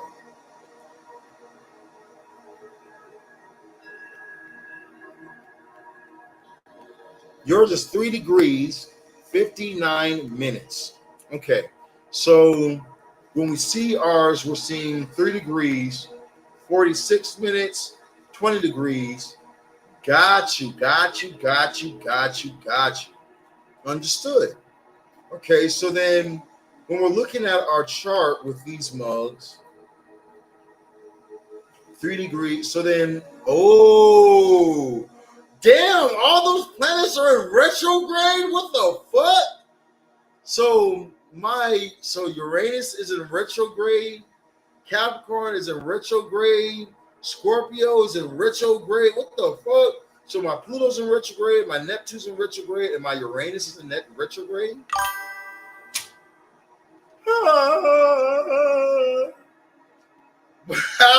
Why am I just looking at my chart? Damn, I got a lot of retrograde in Capricorn, don't I? I got a lot of Capricorn in my shit in general. I got a lot of Capricorn.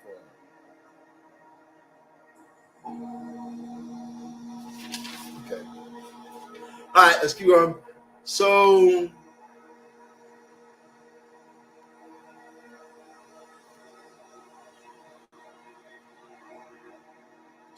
this angel has to do Taurus, Earth element.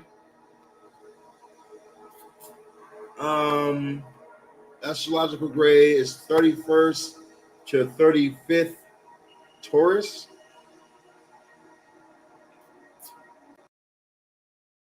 What do you mean? It's from the 31st to the 35th Taurus.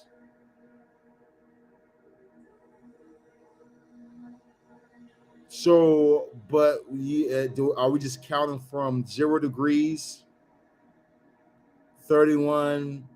Or are we talking about days? Are we talking about not days? We're talking about fucking degrees here. Well, we don't have any degree signs, so maybe it's just talking about minutes because this says 36 degrees to 40 degrees on the next one over here. So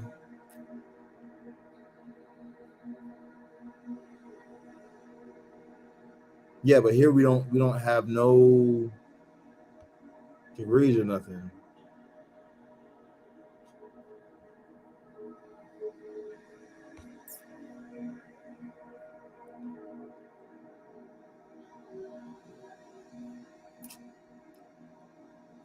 Peace and power to those who's taking to go to sleep. Peace and power to those who's out.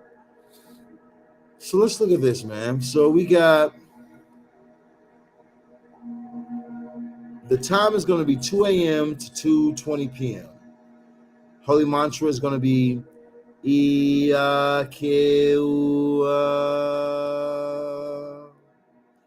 Iakeua.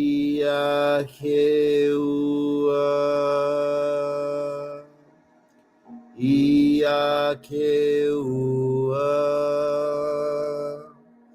Iakeua. Iakeua.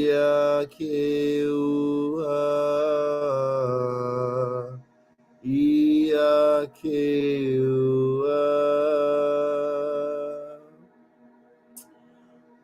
Anisha Kav Tiva Ish Ana Hek Et Zor T K Adonai Yis Mu Ke Ni. All right, now this spirit brings knowledge to understand your connections in the world. Okay.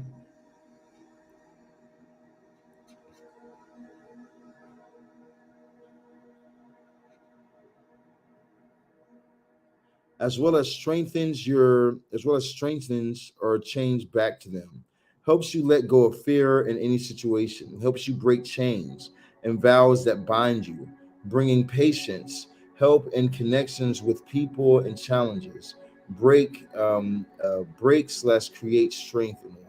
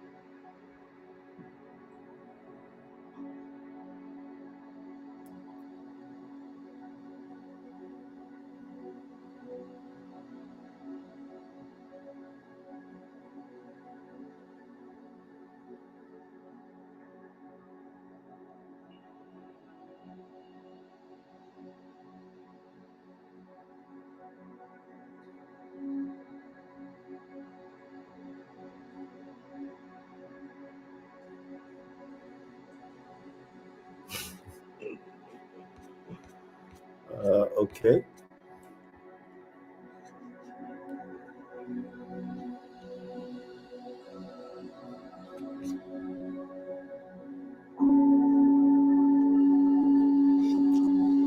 I'm just over here reading something that seems like sound. Okay. Interesting. All right, let's keep going. Okay. So now what does the spirit do? Akel. He brings knowledge to understand your connections in this world, as well as strengthens change or breaks them, as well as strengthens change or breaks chains, because that's not how you spell change. That's how you spell change. Yo, I really don't know why. Maybe I just read too many spiritual books, but why every time I read a spiritual book, there's always typos in spiritual books. When I read other books, I don't see typos like this. All right, so let's read it. It brings knowledge to understand your connections in this world, as well as strengthen, change, or breaks them. Okay. So as well as strengthens it, changes, or breaks it. Should have worded that differently.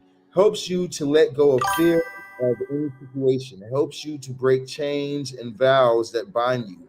Brings patience and helps you in connecting with people to change, break, create, strengthen.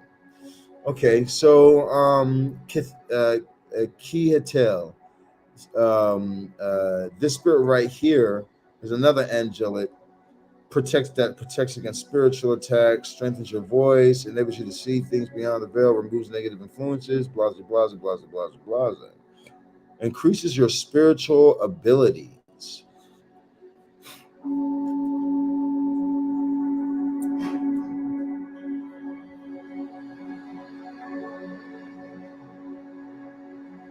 See, these are interesting, but to be honest, I'm really thinking about my life right now. I'm like, what spirit could I use in what I'm doing in life right now?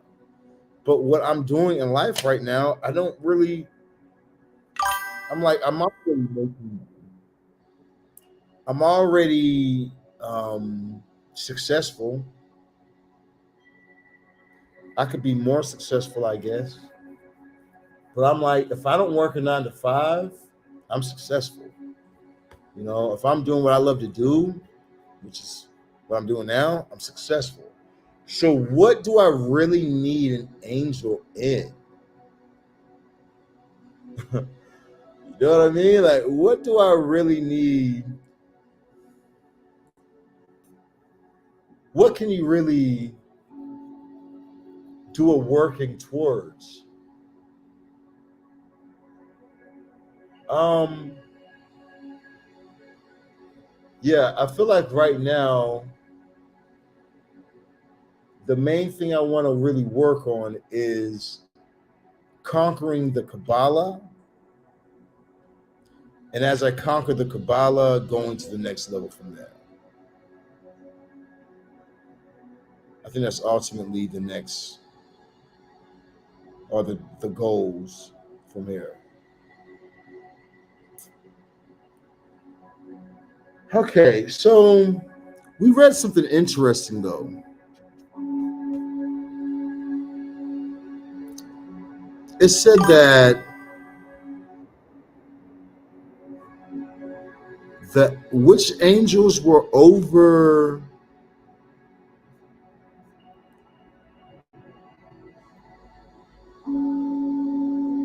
Oh, I forgot about you guys.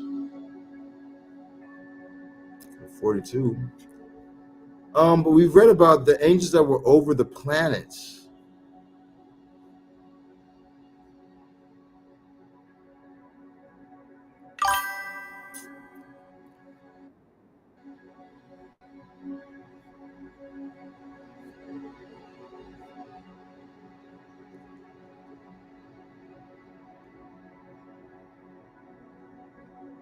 The goddess Ashera. Ashera, the queen of heaven.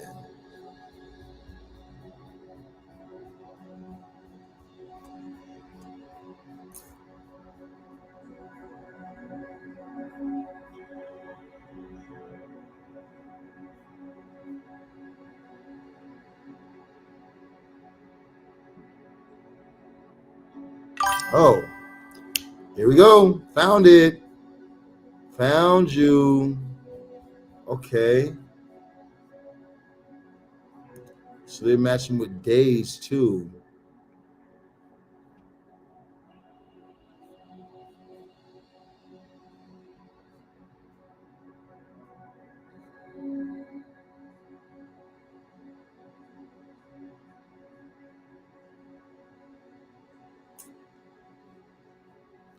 The 36 angels of the zodiac. Wait a minute, 36. Okay, so we got angels in it too? What? Okay, 36, 36, 36. The 36 angels of the zodiac. It's kind of crazy. Deacon is a portion of a sign that has been divided into three parts. If we have 12 signs of the zodiac and are 30 astrological degrees of each, in total 360 degrees, every 36, got you. Every 3 degrees represents a sign. And every 10 degrees, we have a ruling angel. In the next pages, you will have the description of the angels, his ruling archangel, and his abilities. Zazer is the angel of the first deacon of Aries, astrological matching to Mars. Okay, got you. All right, so check this out. So now, time to get deeper. Where is my other book at? Where's my other book at?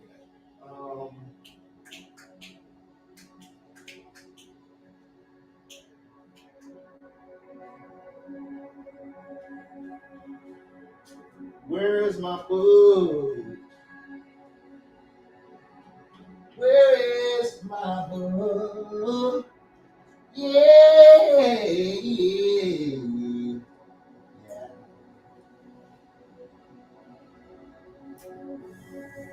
Okay.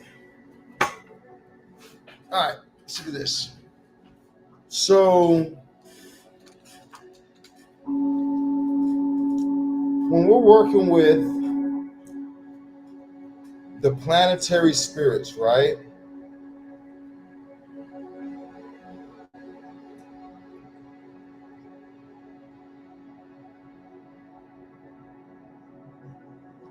Lapis lazuli. I have some of that.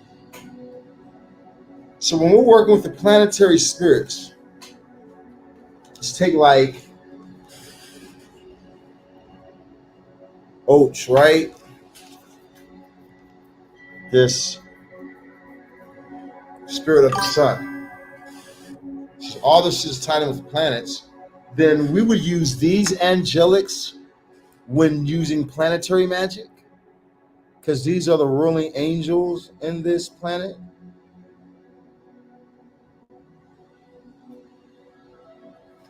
Or are these not the ruling angels over the planet?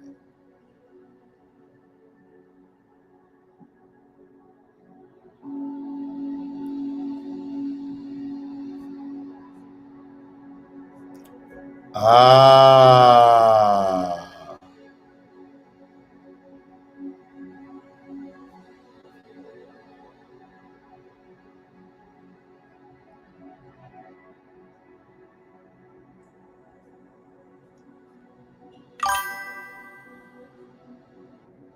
Huh.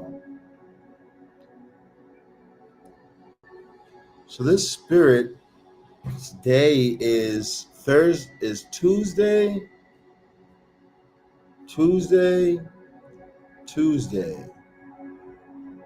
Then Taurus is, yeah, so that's right. Friday, Friday, Friday. Wednesday, yeah. Not much is.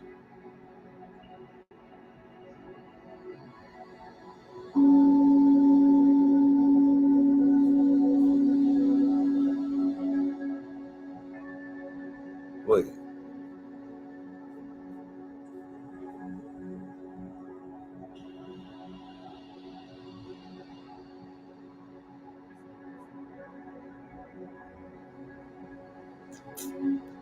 Jupiter. Got you, got you, got you. Then jumps to Mars in Gemini, the Sun in Gemini.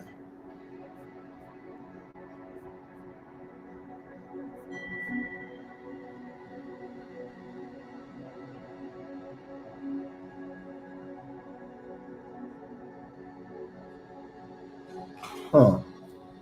Makes people believe in their talents and skills, makes people invest in your ambitions and dreams, brings guidance, makes others feel your love or sensual desire for them. Trying to stay away from sensual love and desire. I'm trying to stay away, away, away. You're not gonna get to me. Bruh, I've been staying fucking celebrate for too damn long. I'm actually doing this shit for real, bruh. And then a part of me is like, why? Another part of me is like, because, dog, I want to reach some higher heights. There's some shit I just gotta know. I just gotta know. And I'm not gonna know until I do some out the wall type shit. You know what I mean? Because I'm like, I just noticed some shit, bro. Like, people who go on the spiritual path, there's two types of spiritual paths. There is, let's go hard on witchcraft and just not give a fuck. Okay? Let's just not give a fuck and just do what thy wilt. Okay? And then that place usually takes you into some dark shit, and you start to experience real darkness in life. You know what I mean? Like your boundaries just start to deteriorate. And as those boundaries start to deteriorate, then you start to go into lower vibrational things. And lower vibrational beings and energies start to attach themselves to you as well. You know, so it's like you don't want to be in a place to where you're, and then also always was a difficult thing for me to explain to people, even with working with helping people who are leaving religion and things like that. They're over here asking questions like, you know, so if there's no such thing as good and evil, then what stops somebody from being a pedophile? You know, was you going to tell me that being a pedo is not evil, Saran? And I'm like, of course it's evil. But I'm like, there is no such thing as good and evil, but there is. And so when you're looking at things like that, I would say that there, after more consideration and thinking of this stuff, it's like there has to be a sense of moral, you know. And when we look at the sense of moral, I think that our sense of moral, we can find good and bad. And how we find good and bad is by looking into natural law. Natural law. Natural law. So, it's like this. Natural law or natural order has to do with the way that the universe is set up. You can see how natural order of things goes. Okay. Like for instance, when they try to tell you like you need to be a nun, you need to be a priest and not have sex, that's not natural. Okay. I already have children. I got 4 children, 2 baby moms, okay, or 2 queens of children. Okay, so I already got kids. I'm already reproducing and whatnot. But you want to reproduce. You want sex. You want to be able to do some things because that's one of the parts of natural law is being in a place of reproduction. Everything is always mating. No matter what you look at in life, everything is always mating. Atoms are always mating. It's just a part of it. A great part of it. Um, so it's like, but when you're looking at the stories of good and evil, so it's like you have to really figure out which parts are good and which parts are evil. Is it really just moral? Because oh well, you might feel like this is good for you, but this is actually bad for me. So is it good and is it good or is it evil? Or is it just perception? And I think that some things are perceived as a whole in consciousness as good or bad for you. And it's like when I look at to the dark magician, you're going to have to get into certain things that just aren't going to be good for you. It's just not going to be good for you. Whether it's the staying up all night, whether it's the drinking, the smoking, the sexual activities, whether it is the rock star demonic lifestyle, but it's like there are going to be things that just are not good for you, when you're on a darker path versus going towards something like a lighter path where you're going to be working more so on yourself and on conquering the demons of yourself, and how you can become the strongest and most potent and purest version of yourself, which is what I think that is as a base for all of us to kind of want to work towards. So I guess I kind of answer my own question when it's like, what spirit should I work with? What spirit should I be using? What spirit should I be doing things with? I already got money. I already figured out that. I already figured out success spirits. I already figured out that. I already figured out how to work with luxury clients and things of this nature. So it's like, I guess the things to work on next would be, now that you're ascending from the abyss, how can you get into a place to where you are an asset to your fellow humans, into the world, into the spiritual collective? How can you really be an asset? I guess that's my next thoughts on my next journey. Because when I look at my chart, when I'm going through my chart, I see all sorts of shit in here that tells me that I'm a wild guy. You know what I'm saying? I see all sorts of shit in this chart that tells me I am a wild guy. Okay? Shit. I am a wild boy. Okay? When I look at this, that's just what it tells me. And so it's like, I can take magic and I can be wild in the world and I can do wild shit and it not solve anything, not bring any benefit. And then when I die, everybody just forget about me. Or you can just figure out what can you do to revolutionize shit. And it's not for everybody.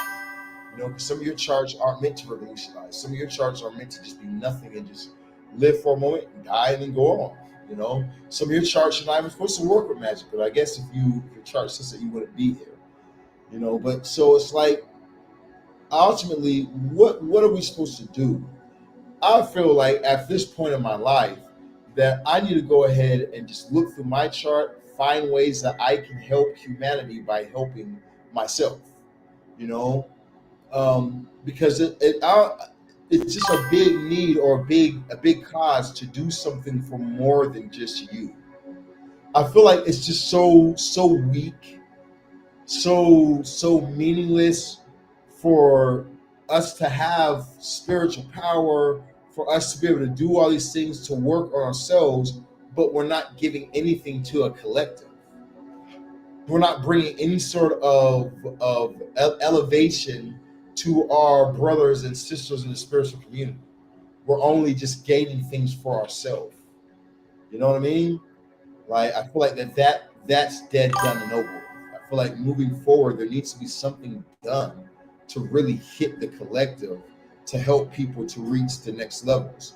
Because the same exact way that I feel like I've went through dark nights of the soul and had to go into just the cliff off and the tree of cliff off, you know what I mean, and just straight into hell, into the darkness, instead of going through the tree of life.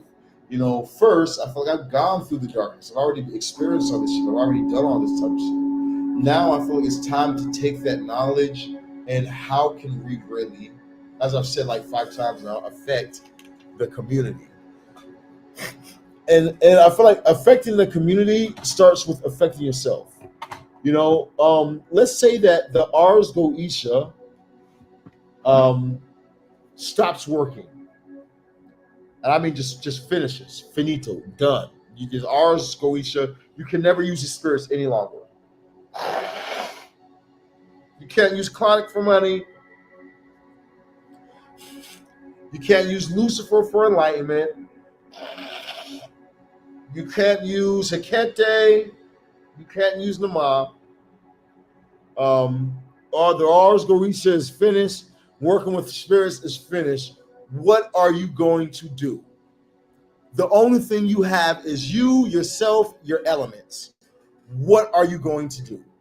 So I feel like that the next step in this evolution is saying, okay, I've already learned how to work with spirits, summon spirits, command spirits. Now I need to just learn, how do I work on parts of myself? How do I really open my psychic abilities to the next level? How do I get into Reiki and start being able to heal people with my hands? You know what I mean? How am I going to heal the people with my hands? How am I going to get into these dreams and see the future and start to predict things? It's about evolution. We got to evolve ourselves. We got to take ourselves to that next level.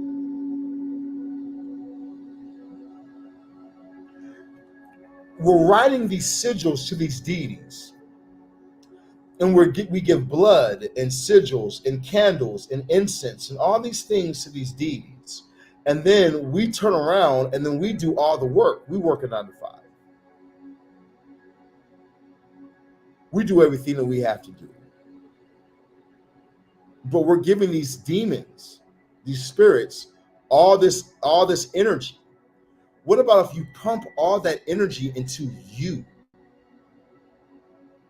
What about if you wrote candles with your sigil on it,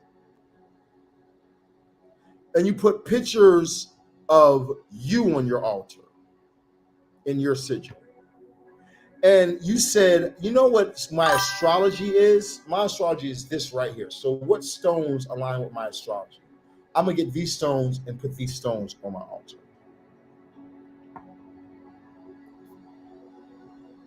Instead of me going off of these spells and this book, I'm going to create my own spells. What feels right to me? I say that this, and this equals this, because it speaks to my subconscious mind. The color green and the color red speaks to my subconscious mind a lot. And I'm very passionate about this. So therefore, I'm a deity of that. Really tapping into ourselves and our own power and getting into the levels of self that makes us say, wow, look, what you want is for me to call on the spirits, okay? What you don't want is for me to use my own energy on your ass, because I'm a bad motherfucker, okay? That's the last thing you want, is for me to focus my energy on you. So be happy I'm using the Goetia. Be happy I'm using a couple of angels, because you don't want to deal with me. That's the last thing you want. That's the energy we want to be in.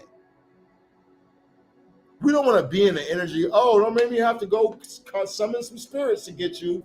No, you want to be able to know, how do you do a psychic attack?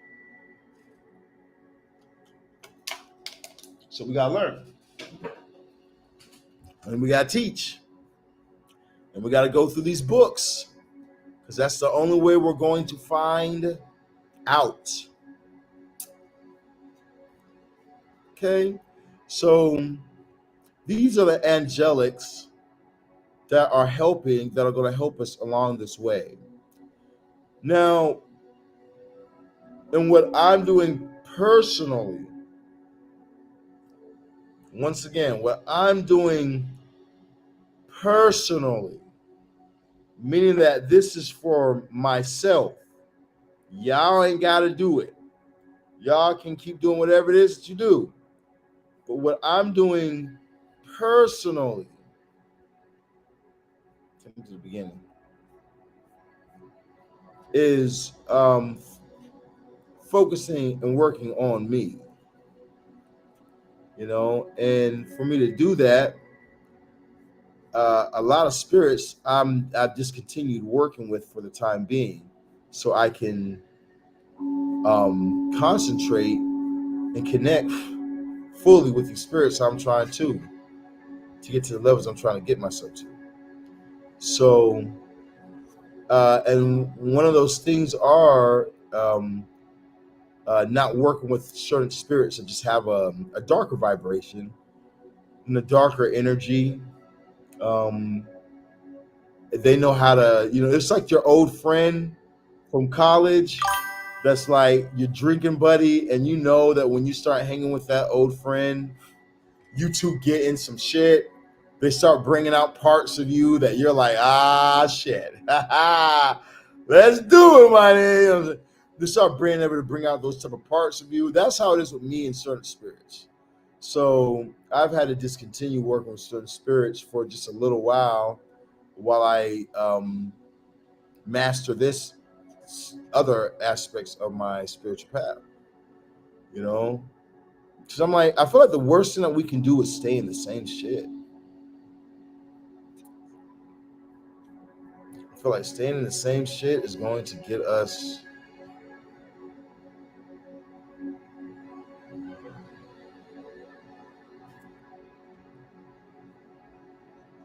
divine.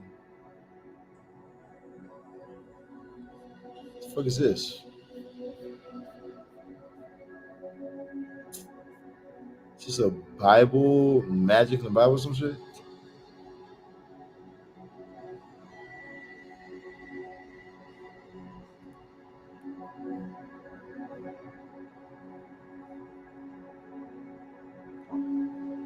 God teaches Masha to transform his staff into a snake and back. Then the Lord said to Moses, "What is in your hand?" Moses says, "A staff." He replies to the reply. The Lord said, "Throw it on the ground." Moses threw it on the ground, and it became a snake. He ran from it. Then the Lord said to him, "Reach your hand out and take the snake by the tail." So Moses reached and took and hold the snake, and it turned back into a staff in his hand. "This," said the Lord, is so that they may believe that the Lord God is the Lord, the God of their fathers, the God of Abraham, the God of Isaac and Jacob, has appeared unto you. God teaches Masha to cause and curse leprosy. Fuck, so he teaches them curses and shit? God damn. The fuck? I guess it is true. In the goddamn so y'all the Baal, however you say it. So would that be y'all the Baal or some shit that was teaching Masha? Because we have the demiurge still. You know what I mean? We cannot forget the Gnostic shit, because a lot of this, we see in the Gnostic text. So is it that Yah the Baal was teaching this nigga, this demon was teaching this nigga all the secrets or whatnot? That's interesting.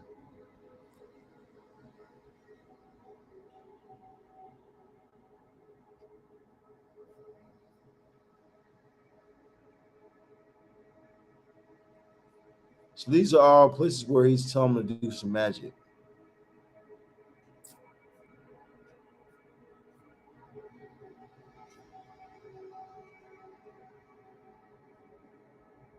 Okay, so but how does that help us? What does that do for us? The Witch of Endor.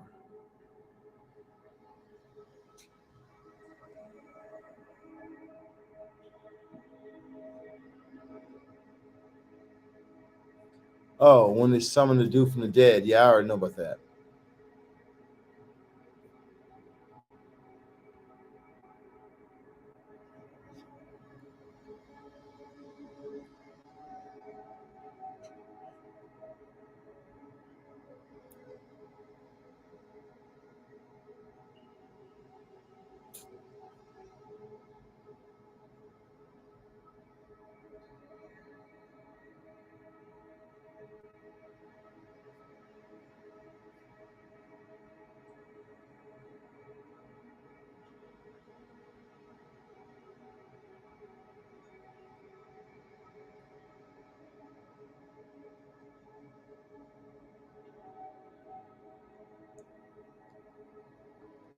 So now here is one thing that does interest me.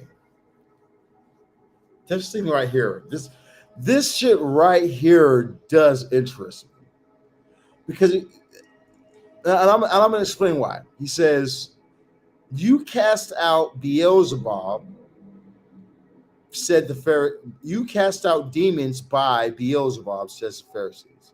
And Jesus answers, "No, I don't. Beelzebub would be, why would be, because then Beelzebub would be driving out his own kingdom. And why would he do that?" You know what I'm saying? So here's the thing that I find interesting. What power, let's say that you're making deals with these demons, and somebody like myself, who's a bit more powerful, says, let's go ahead and use the same spirits that you're working with to curse your ass. Okay. So now you're working with the same spirits that I'm using to goddamn smite you. You know? What magic do you have to slay a dragon? I know that you know how to work with dragons, but what magic do you have that can slay the dragon? What about if in your magical workings you start feeding the beast, this dragon, these draconian spirits, and then the dragon becomes too powerful? What do you have to slay the dragon? You know what I mean? So that's why I feel like it's important to learn all forms of magic. I've said this from the beginning. We are to learn all forms of magic. We're to learn everything. But only thing that we've learned and that we focus on is just dark magic, just spiritual magic, just summoning spirits and everything. We haven't learned some of the other key shit. So that's why we have to go over this shit, guys. We got to go over this shit. And we've got to know how do you slay a fucking dragon? You know what I'm saying? How do you slay? Because it's like this. I've seen. Not only have I seen, I have friends in the occult. I have close friends in the occult I won't say their name, but they know who they are and they've like this, you know. And I have friends who have battled dragons in their dream and who are haunted by dragons in their dream. Who the dragon will capture them and be like, ha ha ha ha ha, I got you now. Ha ha ha. You know what I mean? Like the dragon, and the only reason why I laugh because I didn't believe this type of stuff. I'm like, fuck on, bro. You guys haven't dreamed about dragons, and you over here thinking that dragons are acting blah blah blah. And then I had the same fucking dream. Somebody else told me about this dragon that would haunt them. It would just appear from time to time when they would go to sleep. And in the same exact way and fashion, I had a dream like that. And it was this orange dragon. Ha ha ha ha ha. You know what I mean? And so it leads you to say, how the fuck do you slay a dragon?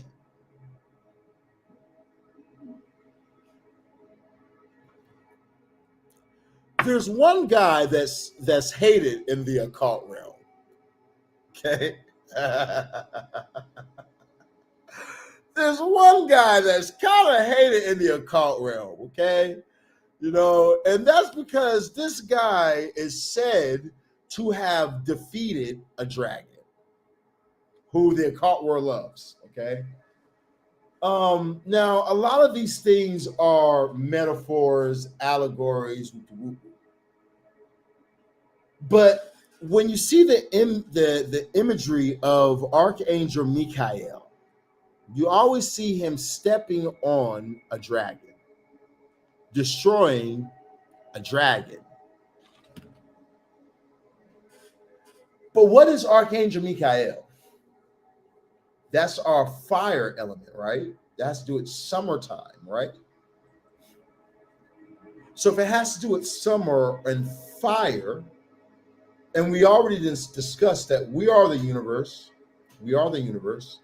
and that these angelics are parts of ourselves that we use to advance. And Archangel Michael is our sword. Then is there a part of us that needs a deeper understanding and connection with an Archangel Michael instead of us shunning an Archangel Michael? Should we more so want to have that trump card in our back pocket?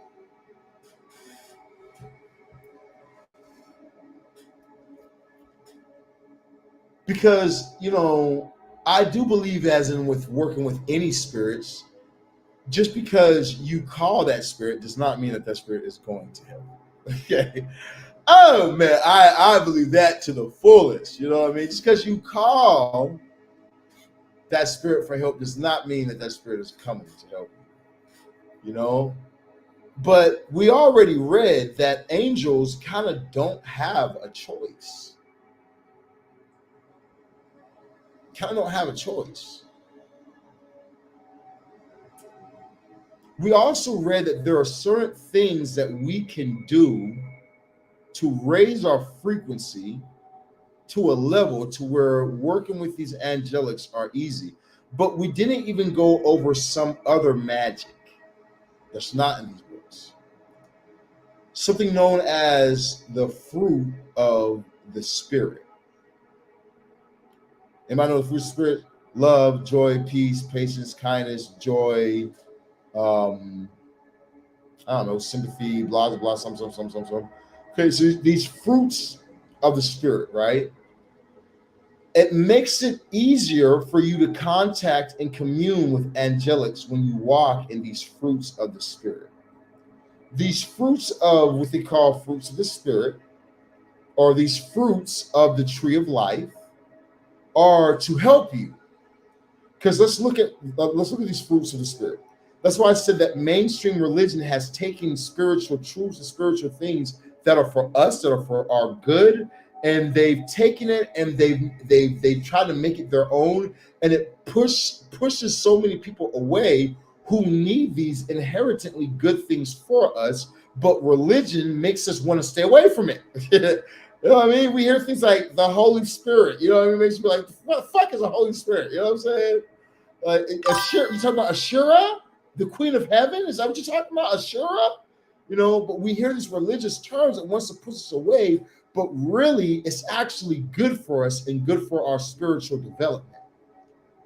Love. How is that ever bad for you? Joy. How is that bad for you? Peace, patience, long suffering, okay, being able to put up with people's bullshit and being strong-willed. How is this shit bad for you? I just don't see how any of this shit is bad for you. I just don't see how any of this shit is going to harm you in your magical practice.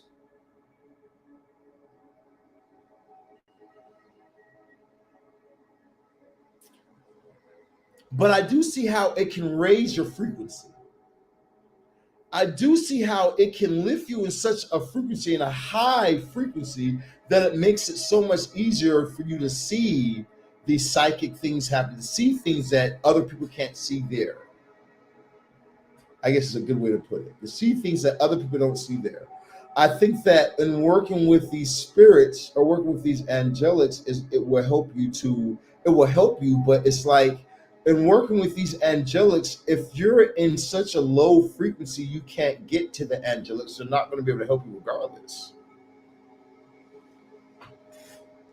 It literally said when we read the book, you know, don't have sex, don't watch pornography for 3 days before you, don't masturbate for 3 days before you try and conjure these angels. You know, if you're walking in these fruits of the spirit and you're actually practicing this right here, you're already doing that. You're already doing these things. See, what I'm seeing is this right here. I'm seeing a disconnect. I see a big disconnect. I feel like a lot of us as American or Western occultists, we see the Kabbalah, we use the Ars Goetia, we use this religious system's counterpart because it's instilled in all of us. Most every occult practitioner I know has grown up in a church. It was first giving the first magical book, their first magical grimoire was the Bible. And then they advanced from there.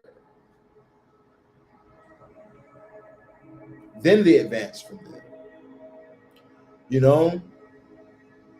Now, there are dark paths that we can do that, you know, work for you.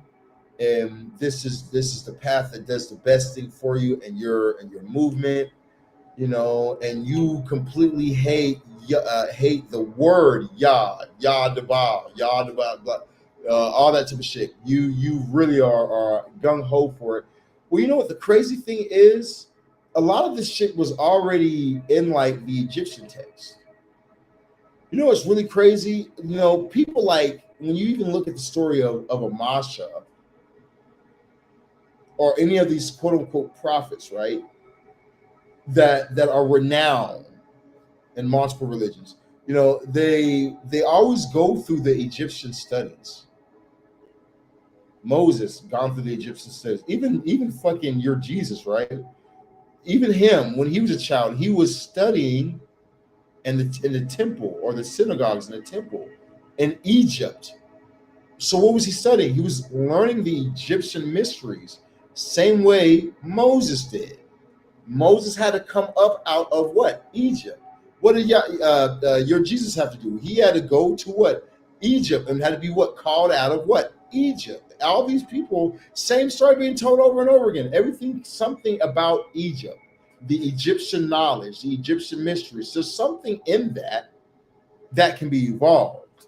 Now, when we look into this grimoire that we call a Bible, and these stories are like Moses, the things that interest me with this shit right here and this magic.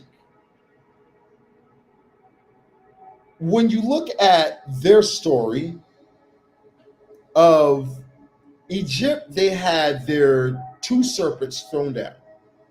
Masha had his one serpent. He threw his staff. They both magicians threw their staffs. The one staff, or the snake, swallows both snakes of Egypt.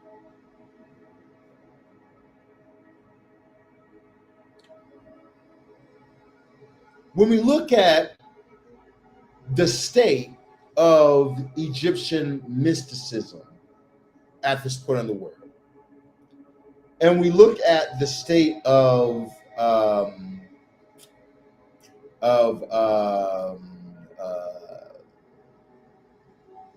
this stream of magic that we're going into, right? This Hebraic stream of magic that we're looking into. And we just look at the world. We look at everything going on in the world. Does it not appear that this shit swallowed the Egyptian shit? Because where I feel like there are a lot of deep mysteries in the Egyptian, because it says the same shit. You know, even when you look at something like what the Christians call like the blood of Christ, right? They had the same exact shit with the 48 laws of Tiamat, not Tiamat, but 48 laws of Ma'at. You know, where you would say these laws of Ma'at, and that was your incantation or your blood that covered you, and then you became light as a feather, and you could pass on through. And the Christianized, you had to have the blood of the Jesus to cover you, so that way your sins could let you be covered, or you could cover from your sins, you could pass through. Or thus the same exact thing, going to paradise through the covering. Both of the stories say that something's flawed within you and you have sin. The Egyptians said you had sin before a Bible was ever written. The Bible says you have sin, okay? So something about all these spiritual books that we get our power from say that there's something within us that is flawed, or there is something that is against us and wants to keep us down, doesn't want to let us progress. And we have to fight against those things. And there's always a contrast, no matter what it is, of light versus dark, of good versus evil. Now, in the Egyptian, it's a lot less of like the evil and more about like that is their purpose. That is what, okay, they killed their mother, brother, sister, or cousin. Okay, they've lost their way. We need to ascend them and help them to ascend back, so that way they can recognize that they are a true divine being and not be in this low vibrational state. That's how the Egyptians see it. You know what I'm saying? There is no like these are the worst and these are your, except for when you do listen to something like the Emerald Tablets.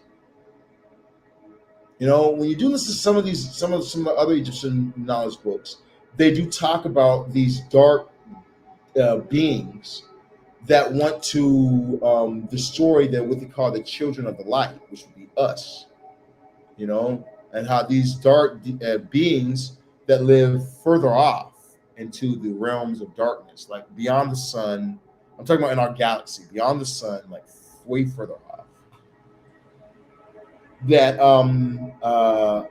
when you astral project and you leave your body, if you go too far out, that you can encounter these beings and they will try and get you. They'll chase you when you're in this in the I think it's the Emerald text, something like that they will chase you back to your body type shit. You know, but learning certain incantations and things, you can combat against these things. You know, so, and then when we look to like a Bible that talks about these demons, you know, that these lower dimensional beings that want to torture mankind, give mankind disease, give mankind night terrors, give mankind all these other things to rule mankind and torment mankind. Now, do I think that every single spirit that's not an angel is a demon? Fuck no. Do I think that every single spirit that's not an angel is trying to hurt and harm mankind? Fuck no. Do I believe that there are demons that want to destroy mankind? Fuck yes. Do I believe that there are spirits that want to combat against us and rule over us and have control over us and oppress us? Fuck yeah, I believe that as well.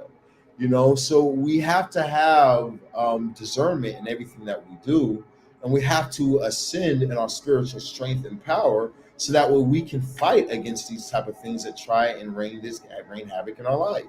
Because ultimately it's like this: there is astrology and things that go on in the astrology, but there are also forces that you fuck with, you don't even realize. When you get on live and you decide to do your tarot card readings and help somebody, when you decide to talk to somebody about spirituality and enlighten them, when you decide to do something that takes that person out of that depression that they've been in, there is some sort of spiritual force that is causing that person to be depressed, that is causing that person to drink, that is causing that person to be in a place of confusion, and you just interrupted it. You just interrupted whatever that being is that's trying to keep that person stuck. You and your light interrupted that being. So you think that that thing is not going to try and come after you? And the thing is that we can't be like Christians. We can't be like Muslims and be out here in this in a Google Woogle world thinking that there's nothing coming after us. We have to say, okay, I realize that I am fighting the good fight. I'm fighting a real fight here. I'm trying to advance the human civilization. I'm trying to see our consciousness expand and us grow. When you go against religion and you start telling people anti-religious things and you're pushing them to evolve, there are spirits and demons of religion that want you to fall, that want you to be stupid, that want you to be stuck. And when you come against those as well, you don't think they're going to come against you? You're foiling something's plan. You're fucking up something's plan. So yes, something's going to come against you because of that.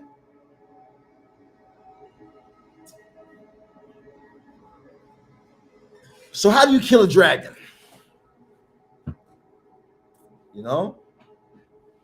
We've already gone through what do you do when the angels aren't fucking with you? You know what I'm saying? When you're dealing with the curse of Yah. Now, what do you do when you got a dragon that you got to fight? What do you do when you're trying to destroy something that's trying to destroy you? How are we going to get ourselves to higher heights, new levels, with ourselves? Because here's one thing: you can't worship an angel; it won't work with you. You start trying to worship an angel, that motherfucker gonna be like, motherfucker, I don't know what to tell you. You need to look at, if you're gonna worship something, you need to look in the mirror. Worship that.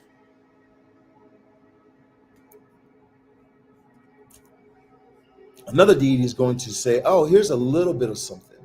Here's a little bit enough to keep you thinking that you should keep doing this right here. It's just a little bit of, not enough to actually change your situation, but just a little bit enough to keep you interested, to keep on feeding me. Keep feeding me. No need for you to go look into your own power. Just keep on feeding me. Come on, keep on. Yeah. It's just a little bit enough to give you a little bit of excitement.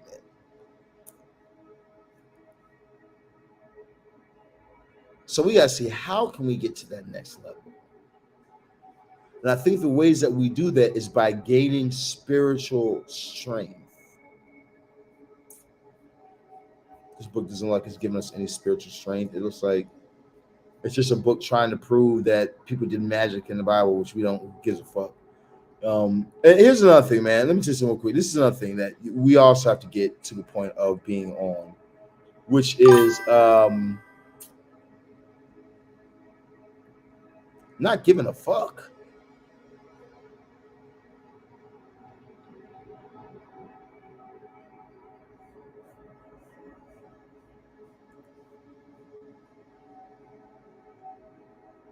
Like, for real, not giving a fuck, man. That's the other thing that we have to work on. How can I be in the energy of not allowing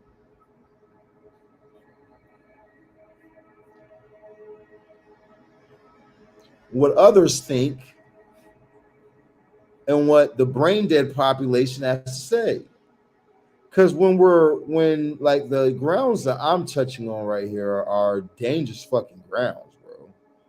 Like, no one's really touching on this type of stuff because everybody's just so caught up in the left hand path that no one can touch on this shit. Nobody really can talk about this shit because everybody's doing the same shit.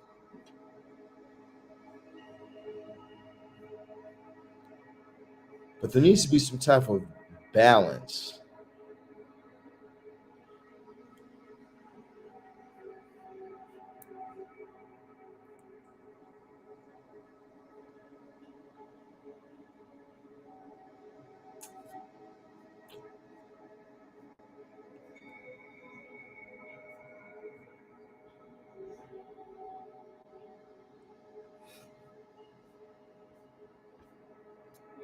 This is another good book.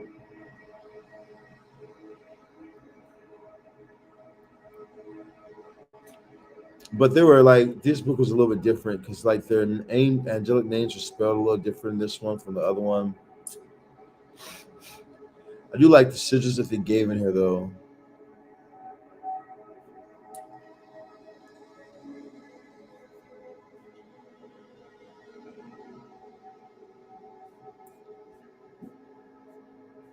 Yeah, a few books. But you know, we could go through these books and that's not gonna do shit. You know what I'm saying? Like, it's not really gonna do shit. Like, just going through these books. It's more so the place that I'm looking at now is this is for me. Y'all don't gotta do a damn thing. Y'all can stay exactly where you're at. But the place that I'm looking at now, um, at myself is how can I ascend myself to higher heights to where because when I remember when I was young, when I was a child, I would enter into astral projection very easily because I did certain things. The certain things I did was I was not a smoker. I was not a drinker. I was not fucking. You know, I only watched certain things. And vice versa. I would take my time and I would be in prayer and meditation, and I would listen to music that was uplifting, and I was in this place while I was in religion because religion told me to. Religion told me to. So when things would happen, like my astral body, it was feeling extremely supercharged. I was so stupid because of religion not telling us shit about what the fuck we're doing that I thought it was a demonic attack. I'm like floating out my body thinking that the devil's trying to rip my soul from my body and take me off to somewhere, never land, and you fucking rape me or some shit. You know what I mean? I'm in a place thinking that, oh, this is the worst thing possibly to happen. Because I had a lack of knowledge. Then vice versa, I started gaining knowledge, started fucking so many hoes, smoking more weed than a goddamn chimney, drinking every damn day. Because now I have the money to do what I want to do. Now I have the spells to bring the women that I want. Now I can get nice places and things that I want to get because I have the money. It was draws of the shit. So now I have no self fucking control. But I have the knowledge. So it's like there has to be the knowledge with the self-control. What's happening with you, fam? The knowledge with the self-control. So we don't want to be a spiritual dummy that's just over here like I watched today. Um, uh, uh, uh, I was going through something on my TV, and they were talking about people and praise and doing their praise and worship in churches, and then just showed these adults and all these adults with their hands like, oh, blah, blah, blah, blah. And when I was watching, I'm like, I'm kind of laughing and shit, but I'm like, when I was watching it, it was like, now here's the science behind that. These people are literally going into their childhood. When do you do that? You do that as a child. Pick me up. Oh, pick me up to who? To your parent. You want what? Your parents' acceptance.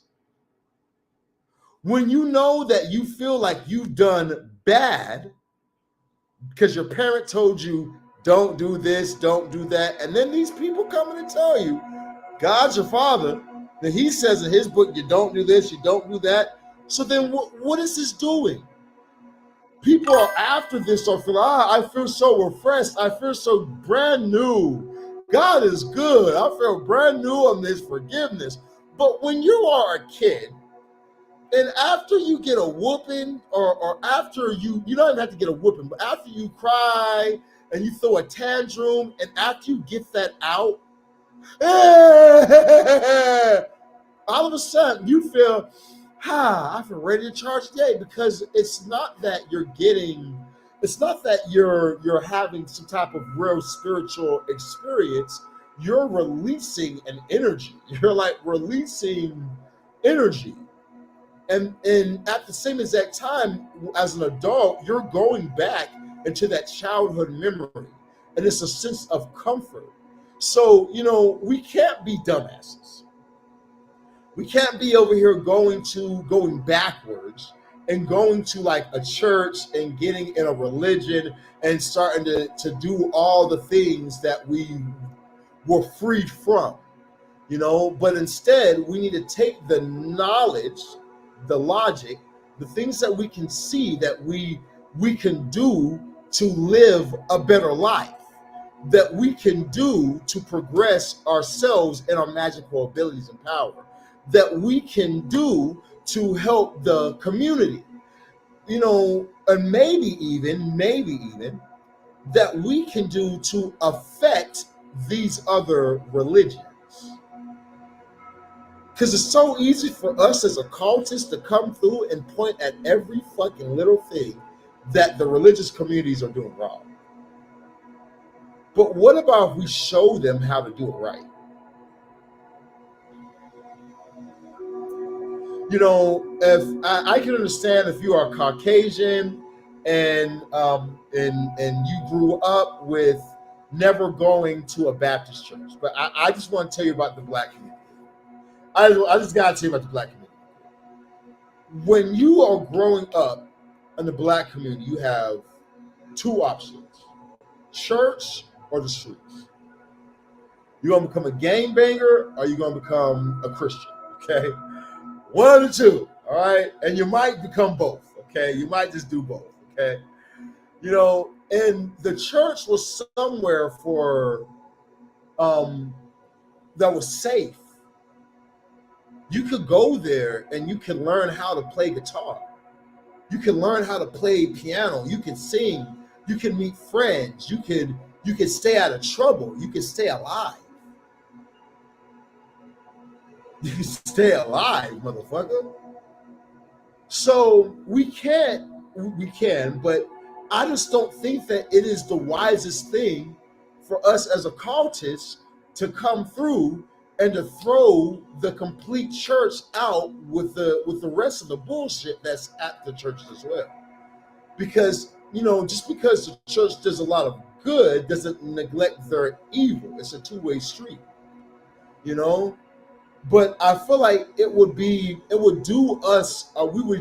ourselves a disfavor for us to gain all this fucking knowledge for us to see things the way that we see things now, and for us to only use the knowledge that we have for ourselves. For ourselves.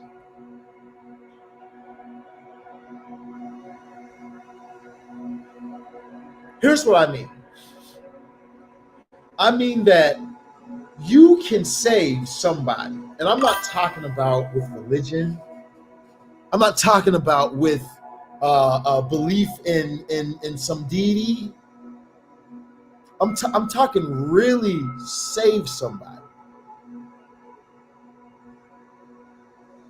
I remember when I was younger and I didn't have meditation, what I had was suicidal thoughts. They used to plague me.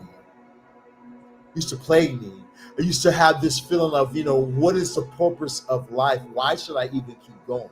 It used to plague me. And my life wasn't half fucking bad.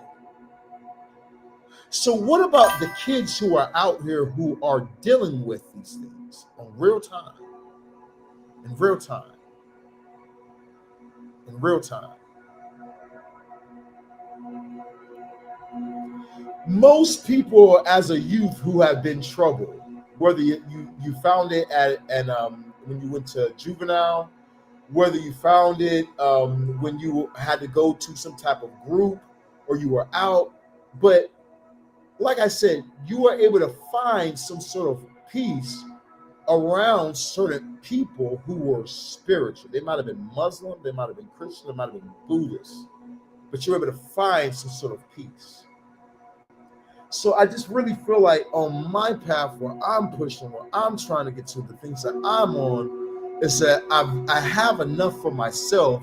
How can I do things and teach the type of magic or teach the type of things or push the type of energy that somebody will hear what I'm speaking, will get on what I'm putting down and what I'm showing, and it will help a people, a person, a child, a teenager, a father, a mother, somebody to advance their life.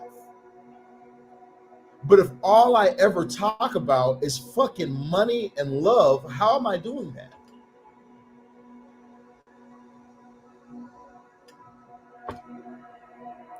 If all we ever focus on is money and love, how are we doing such? It's crazy.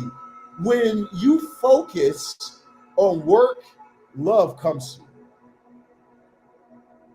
When you focus on getting your things, on getting your life together, getting your money together, a house will come to you, a car will come to you.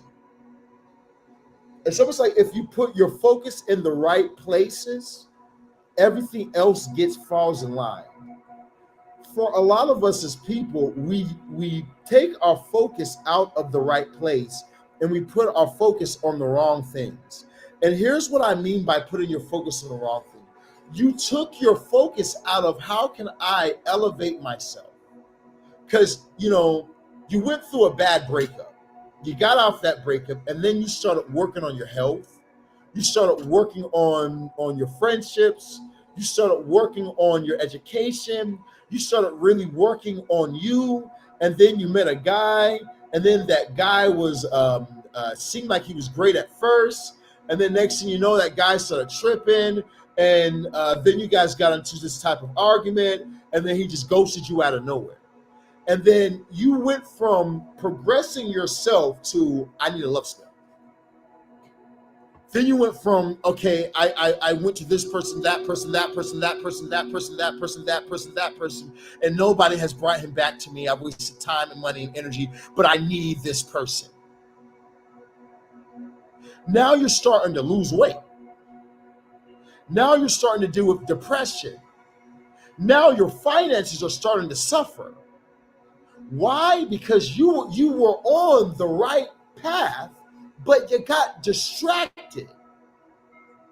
Some sort of lower vibration decided to come in the midst of you on your elevation and said, let me get you like this.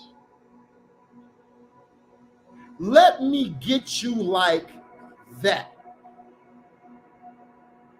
And you're not even going to see it because you're not Christian, you're not a Muslim, you're not on some type of spiritual thing that they're telling you of this type of stuff. No, because all your spiritual practitioners and tarot card readers, all they want to talk about is love and money.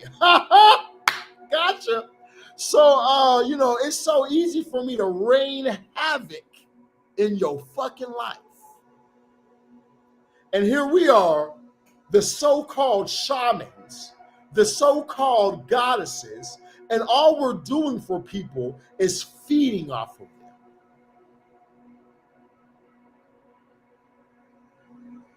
We're feeding off of them. We're not really helping people.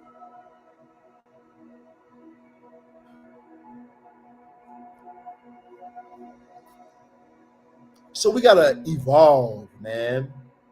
We gotta evolve. What we want, we're gonna be able to have. The things that we desire, especially as spiritual practitioners, especially as spiritual people, we are going to be able to have. Real shit. Real shit. Because guess what? When you're doing your meditation and you're focusing your energy, the things are going to come to you. But when you do your meditation and you focus on helping others and how you can progress somebody else's life, your things will come to you and some.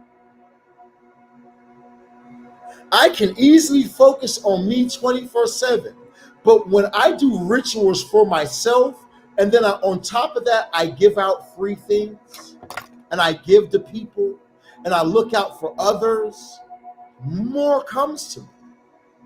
Way more comes to me. Because now I've decided to take on the job of the universe, and that became my ally. The same way that if I'm doing the opposite, and I'm raining havoc in people's lives, and I'm raining racism, and I'm raining hatred, and I'm raining anger, then those energies will be on my side. Straight up. You ever notice that races seem to get along with other races? So whatever you align your energy to is what will be with you. Whatever you disalign your energy to will be in disalignment with you. So if you get into the alignment of, I'm a Satanist and I hate God and I hate and I'm not talking about like religion. I'm talking about just I hate God and I love the devil. Well, let's look at the story of God and the devil. That means you're always going to be second best. You might have some knowledge, you might have some type of information, but because of how things are written, because of how you have been trained from the very beginning, because of the stories that you read, your subconscious alone is going to tell you that God is on top and the devil's not. That's why even a true occultist doesn't even believe in a devil. But for those people who are in this mindset of this dark energy or this dark wave or whatever the fuck, you got to believe in a God, cuz it's better for you to be with God, the creator of the universe, than for you to be in a hatred of God, the creator of the universe. Even me and they call me the Dark Lord, right? Even me as a Dark Lord, right? Even Strong and Shaman, right? Believe in God, a God. I might not believe in the demiurge. I might not believe in the God that all you Christians and you Muslims are praying to. I might not believe the same doctrines that you guys believe, but I do believe that there is a creator God that created the gods, that created the daemons, that created this material world that we're in. I do believe that to the fullest. I do believe that there is some type of creator being, and I do believe that there is a war. like some type of fucking war.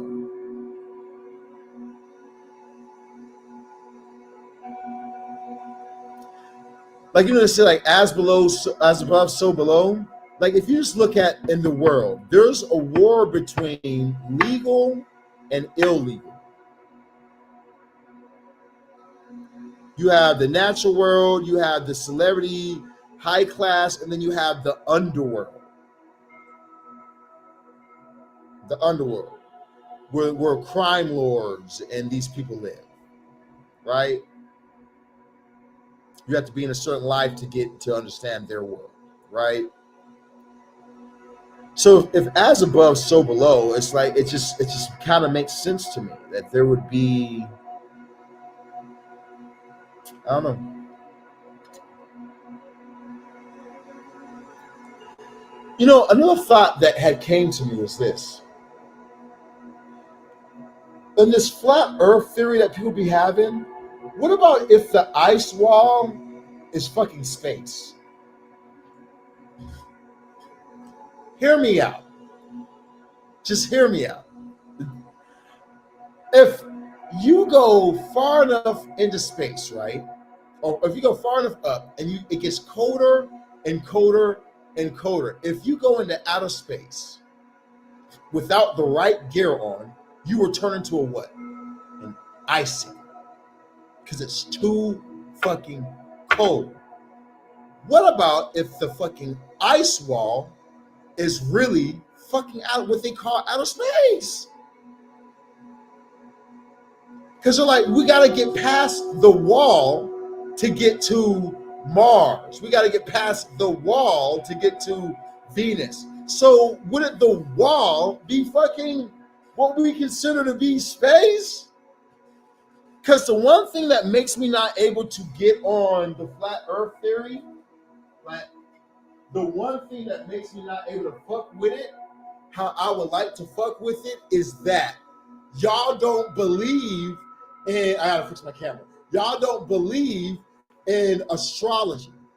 Y'all like, well, there is no moon, there is no Jupiter, there is no, and I'm like, there is effects from these planets. It's crazy to think that there's no Jupiter. It's crazy to think there's no Mars. Like, there are effects from these fucking planets, bro.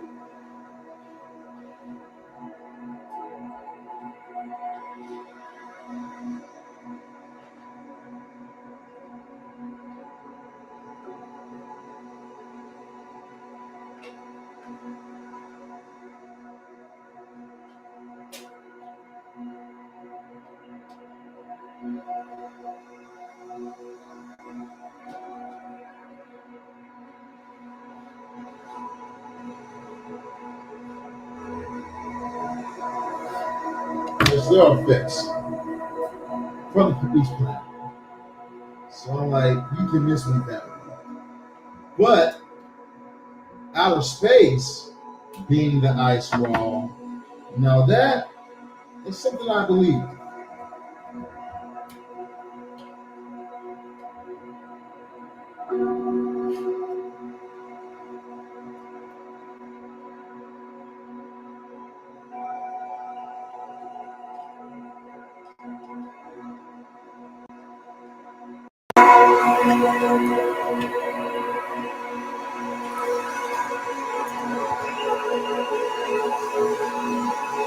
Alright, here's our camera. TikTok. I need to turn my camera around real quick. TikTok.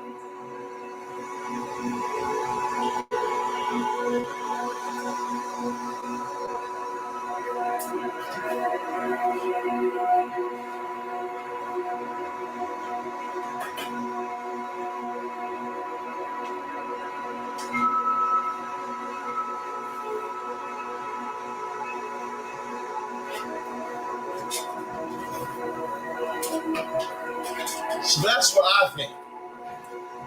If the Earth is flat, the Earth is flat, which it's not.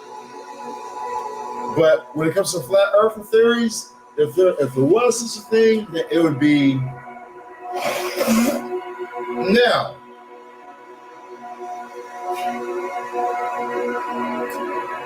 If the earth is flat, then it's like a quarter. And it's spinning so fast that it looks like it's round because it's like a quarter. It would have to be like where it's flat, but it's not flat. You know what I mean? It's like it has a thickness to it, like how a quarter has a thickness to it. When you spin it, it makes a globe look, like it's like a round circle. I'm like, then that would be how it would have to be flat, something like that. Which I can see. I can see that. I can see that.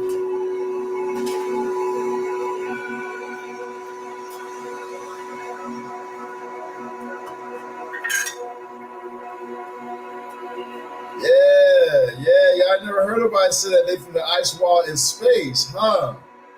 Yeah, no one ever thought about that shit right there, huh? You're like, yeah, because that shit don't make sense. Nah, think about it. Let's say that they have never been to the moon, right? Let's just say that shit's right. They've never been to the moon or whatever. Why? You can't get past the ice wall.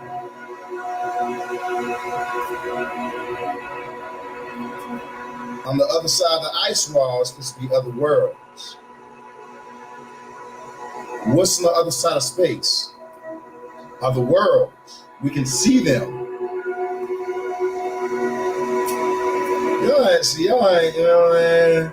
I don't know. I feel like I done tapped into some shit. I feel like I done tapped into some shit, y'all. And now I'm getting downloads. Y'all about to see me on here saying some wild shit. It sounds wild in the moment, but then you guys don't think about this shit and be like, oh shit, wait a minute. Because I'm like, bro, when we look at the world and they talk about like these big ass trees that were here before, have y'all seen that shit? Look like used to be mountains and shit. I'm like, let's talk about how these used to be giant trees, yo.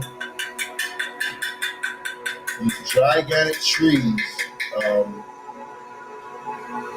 and how these gigantic trees they cut down. Now,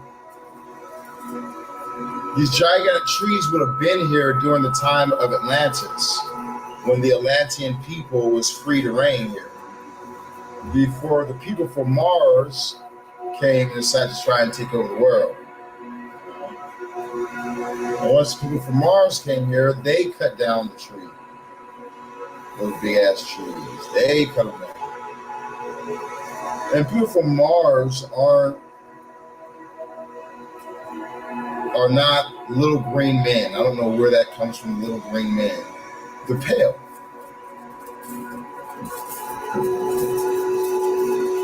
They're pale men. You know?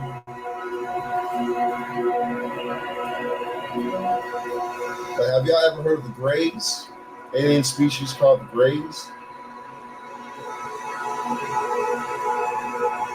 If you guys haven't heard of the Greys, you should look up the Greys, pale people. These aliens that inflict this pain upon mankind. Through their, when you hear like, remember you guys ever seen a movie called The Fourth Kind? It's called The Fourth Kind. And like, the people ask, or this aliens are doing shit, it's like it has an Anunnaki and all some shit, and they're asking them, what are you? And he's like, I am God. And like, did all this fuck shit. You guys gotta see it. You just gotta see it. It's called The Fourth Kind. Like, I really full wholeheartedly believe that when they talk about, well, I'm gonna save that information for later. Yeah, I'll save that information for later.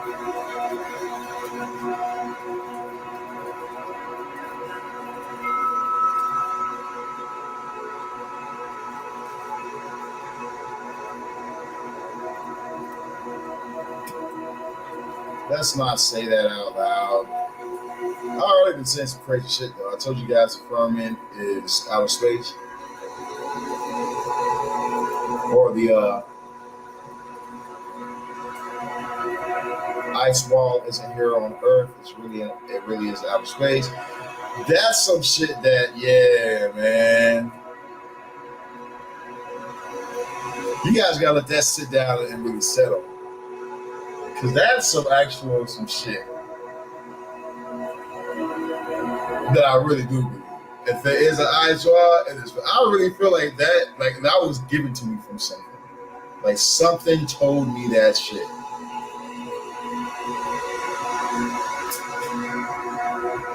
If there is an ice wall, it's outer space. That's fucking genius!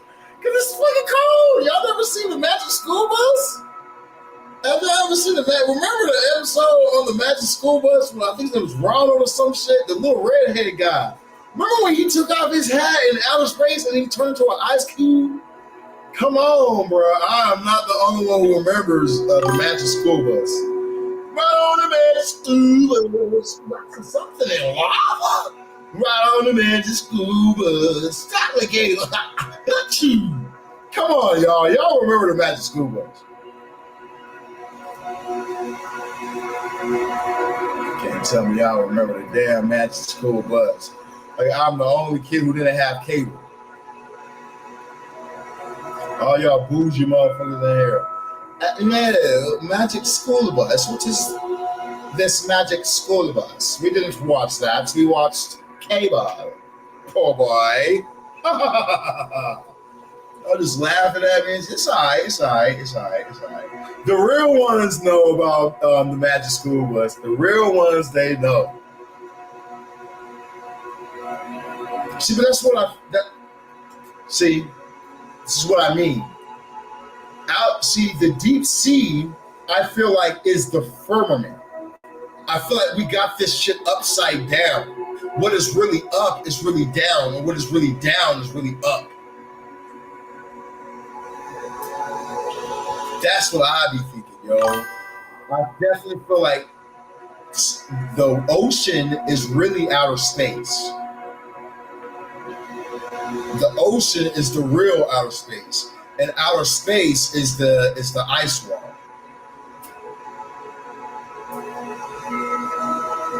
Because through the ocean we can go through fucking dimensions and all sorts of shit. We can just keep going. They tell you that you can't keep going down, but you can keep going down.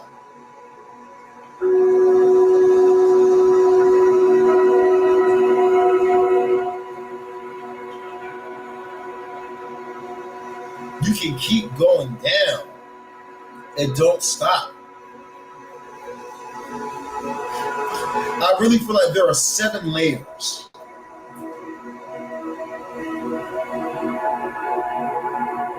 Multiple cultures, multiple civilizations talk about there being layers. And if you go into the water and you come up from the water, you're on one layer. When you're in the water, let's say water's layer 1. Come out of the water, different substance, layer 2. You go to outer space and even another different substance. You know what I'm saying? Like if you have gills, you can breathe underwater. If you have lungs, you can breathe on land. If you have AI, you can breathe in space. You know what I'm saying? Like, but they're all fucking realms, and I feel like they just keep on bop, bop, bop, bop, bop. You know what I'm saying? They keep going.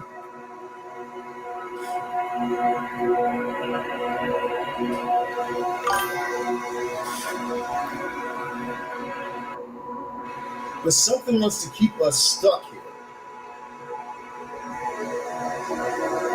Someone doesn't want us to really explore.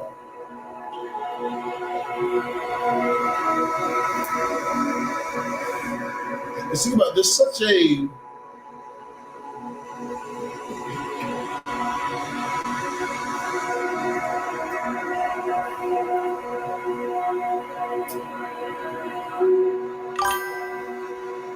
there's such a demand on the world for people's time. I guess is the way to put it.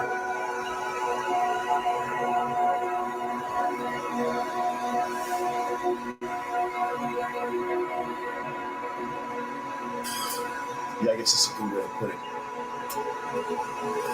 There's so much control over us.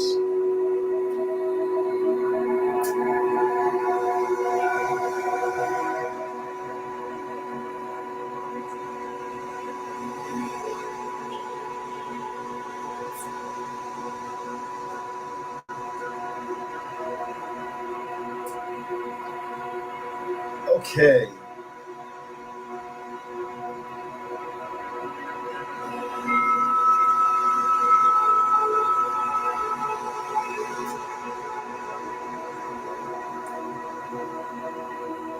Who should we read from?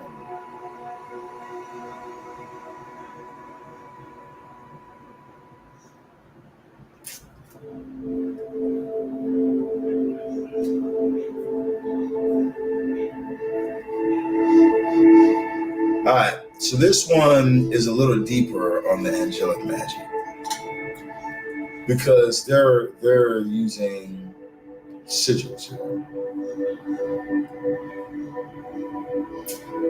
And you find these names by using the magical square. But this book looks like it goes a little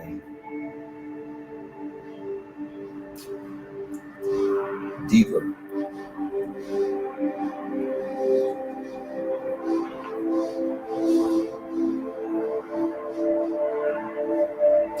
Oh shit. Angels of Taurus.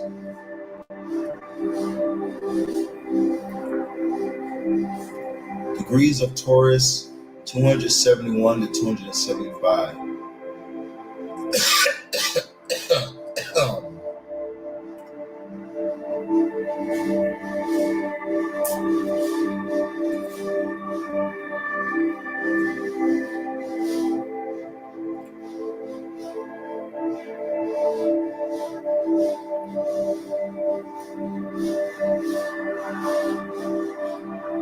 Look, Archangel Asmodel. Ain't that Asmodee? Ain't that Asmodee? What's up, Marina? How you doing, baby?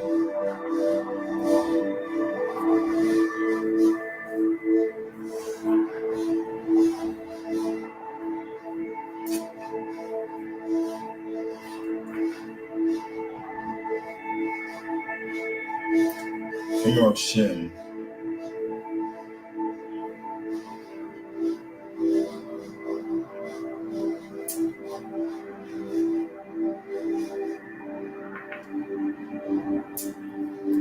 Yo-Yo La L. Yo-Yo-La L. Yo-Yo-La. Yo-Yo-La L. Yo-Yo-La L. Okay.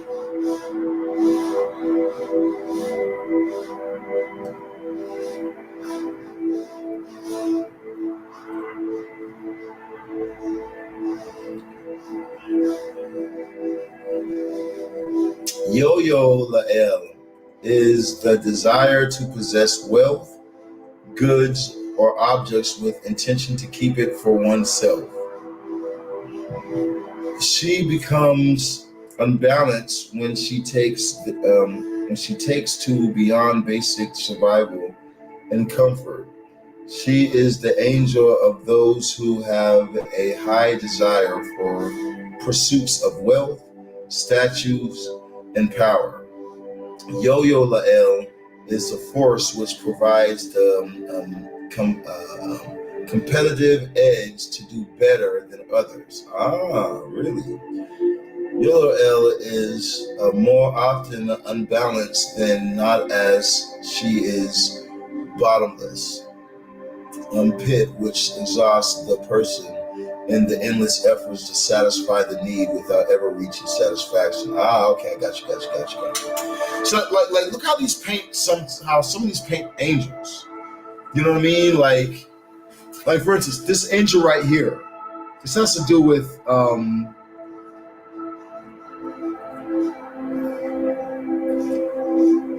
greed, basically.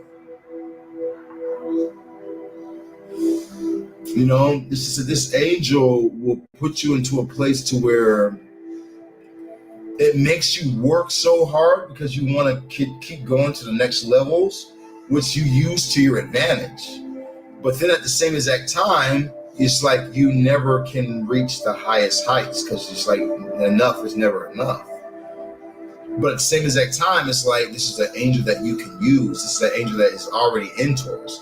Because when you listen to Taurus, you think about Taurus, that's how Taurus is. Taurus is always trying to reach the next levels. Get the best. Taurus loves luxury.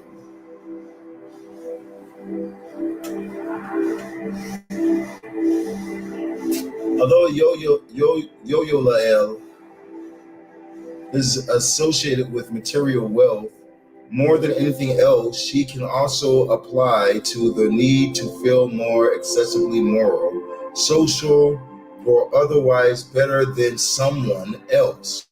Traditionally, Yo-Yo Lael was a healing angel and ruled over fire. His influencers, amours, metal workers, cutlers, and those involved in commerce. She was said to confound the evil in those who bear false witness. Probably those who are the ladies of greed are better at it.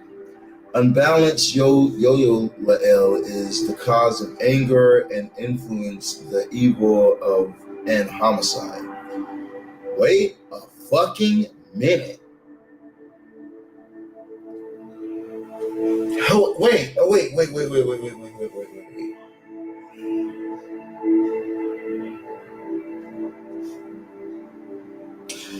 So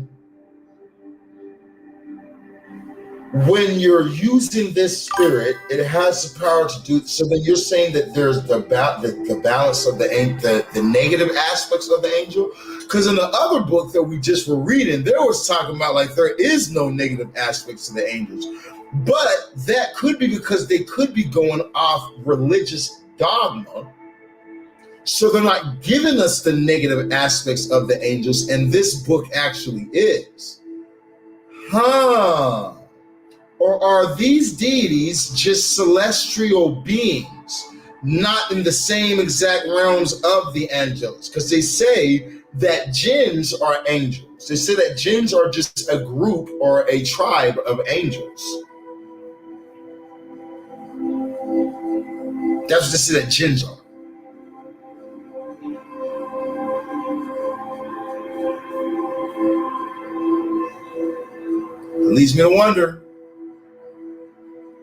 That leads me to wonder. Now, I personally, I do believe, one thing that I personally believe in, just out of my own life, these motherfuckers sound worse. That's what I'm saying. Like some of these motherfuckers right here, like in this book, they paint a way different picture. They paint a way different picture in this book than they did the other book. I'm over here reading about this shit. I'm like, damn, this shit sounds like Christians. Shit kind of sounds like Christians. Some Christians I know. Let's see now. Maybe that's just her. And matter of fact, let's scroll up. Let's look a little. Let's actually read and see what's going on here, because that is a pretty interesting jump. You know what I mean?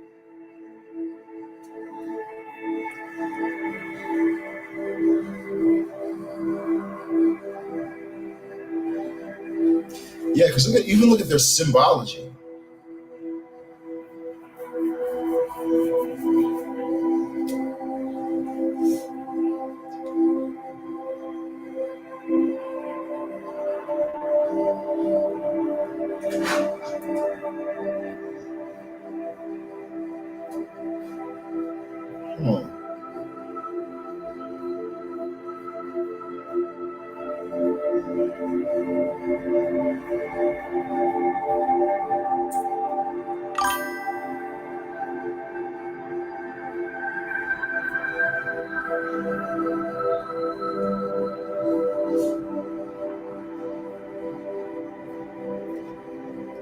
Where do y'all start the fucking zodiac at?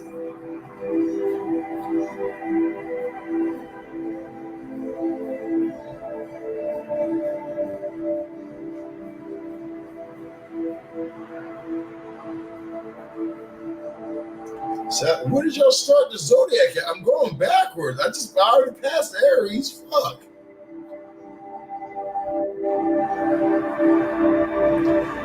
Wait. Oh.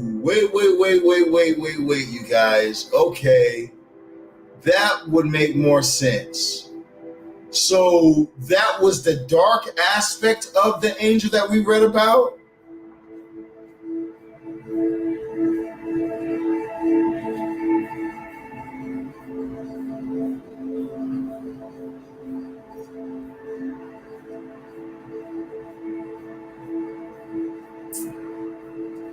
Or y'all just started with Leo.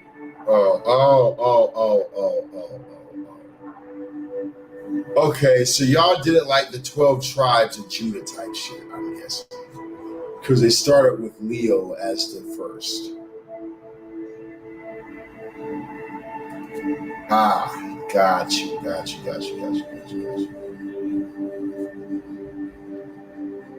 Well, I don't know. We gotta read and find out, I guess. Shit.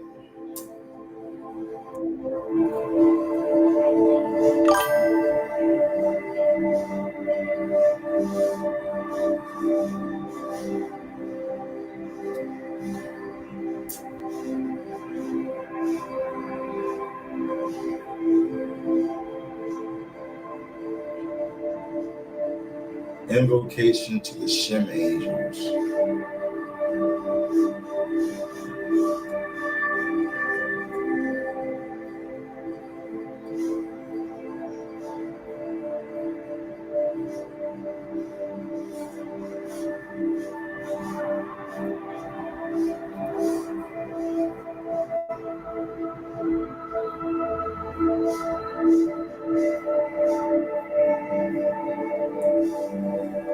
Shit.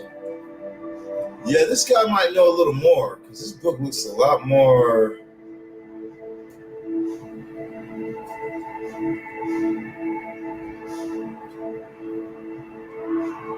Invocation to Isis? Huh? Okay, so this book is taking it from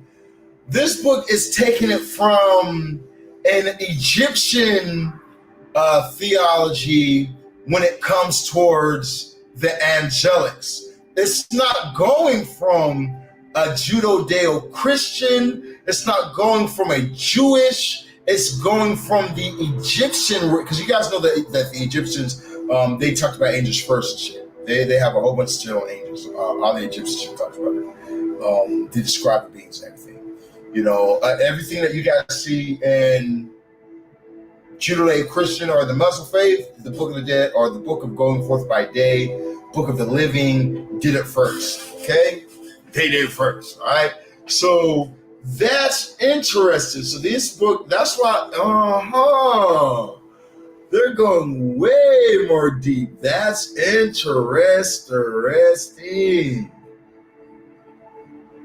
So we might be able to, they have Yad He Vav He here, Elohim, invoking Elohim and Diana.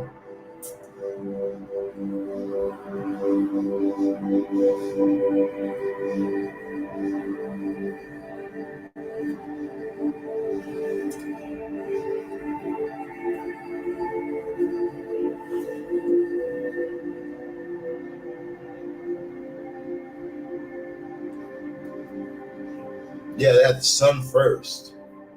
So are they doing? Yeah, are they doing more so like off the planetary order, maybe?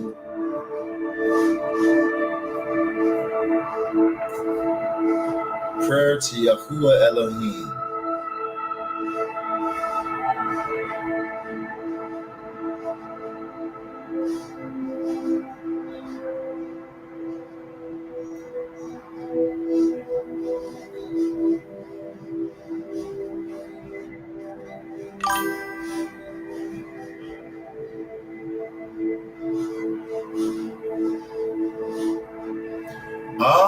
Okay, so, but why did you guys put Yah Elohim? Okay, so this is definitely somebody who's just anti um, religion made this right here, because I'm like, even when they're talking about Yah, they said she when they talk about Yah, but Yah would be a masculine deity, and then Asherah would be the female deity, the female version, or the female energy. So it should be he, she, and then the God above these gods, which is the primordial source, has no name. If it has a name, that means it was created, because you only give a name to what is created.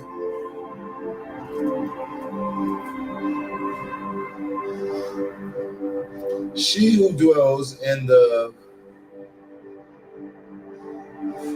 shelter of the Most High will abide in the shadow of the Almighty. Yahuwah Elohim is my refuge. Okay, well, I'm sorry, but he who dwells in the shelter of the Most High will abide in the shadow of the Almighty. Yahuwah Elohim is my refuge, my fortress, my God, in whom I trust. For he will deliver me from the snares of the hunter and from the deadly pestilence. He will cover me with his feathers, and under his wings I will find refuge. His faithfulness is a shield and sword. I will not fear the terror of the night, nor the arrows that fly by day, nor the pestilence that stalks in the darkness, nor the destruction that wastes at noonday. I have made Yahuwah Elohim, my dwelling place, the Most High, who is my refuge, and no evil shall be allowed to befall me, nor sickness come near me. For she will, for he will command his angels to guard me in all my travels, and on their hands they will tread on the lions and the adder, the young lion and the serpent I will trample underfoot, because he holds fast to me in love. He will deliver me. He will protect me, because I know his name, and I call him. He will answer me. He will be with me in trouble. Yahuwah Elohim will rescue me and honor me. Pause, visualize in the east the Almighty through the form of Yad-Heh-Vav-He Elohim, or Yahuwah Elohim. It should be much brighter and more real than the one between the pillars.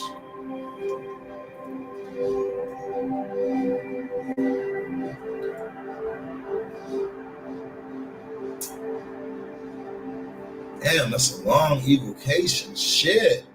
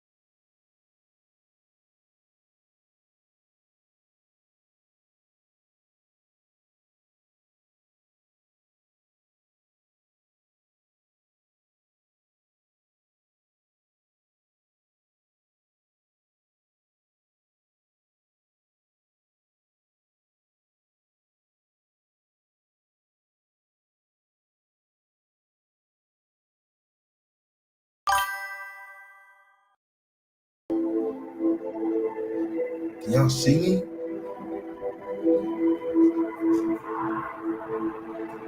Y'all ever see me now? Okay, y'all can see me now? Okay, cool. Yeah, I don't know what that was, man. Something happened, but I hope y'all can see me now. But for those of you guys who's going to sleep, y'all have a good night. Get you guys some rest.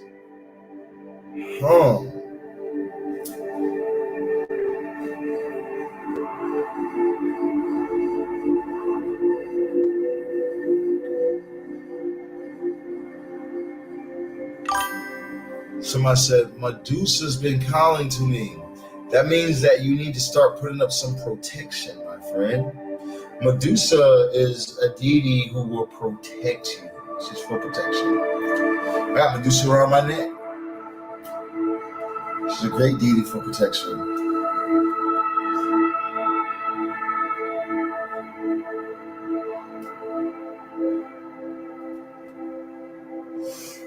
I was just say a great talisman for protection. So we got Vehuel. I just didn't draw a sigil. I'll draw it. I'll use it later. But I feel the need. I feel the need for speed. So you, and it goes up. Over to you. And you have one of these here. A line like that. Circle down.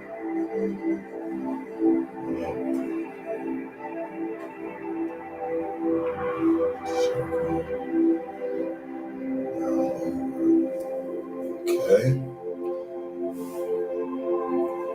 This is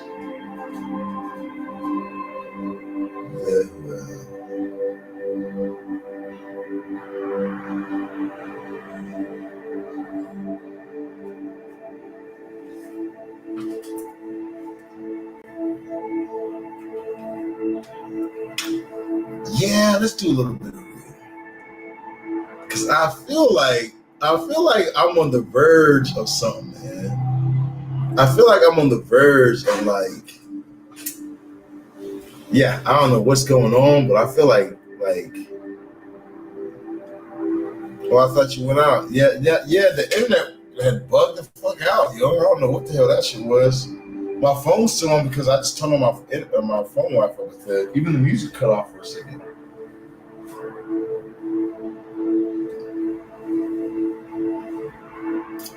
But so let's keep going.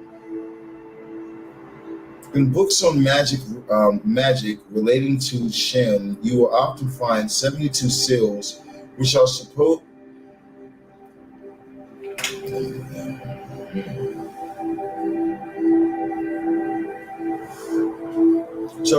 to be placed on talismans,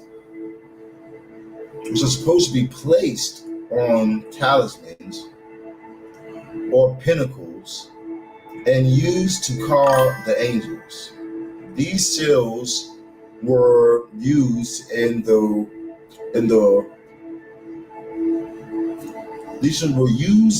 Were-Ra temple of the Order of the Golden Dawn, and were simply a copy of the seals with no paper giving an explanation. The seals were in the handwriting of one of the founders of the Golden Dawn, Samuel Mathers. Later, paper in the collection of Percy Whitkinson, so the Mathers seal in the century of the circle. Thus, Vahuia, Satiel, Yilavia. Did we read something? Didn't we see him? Didn't we just read him? Is this Yiliel? Ain't that fucking Yiliel? I swear to God, we just read Yiliel and saw that symbol. I remember that symbol. This is what I mean. So you're seeing like the other books, they have the angel, the same sigil, but like a different name. That's the only thing that brings. Look, where's it at? Where's it at? Watch this.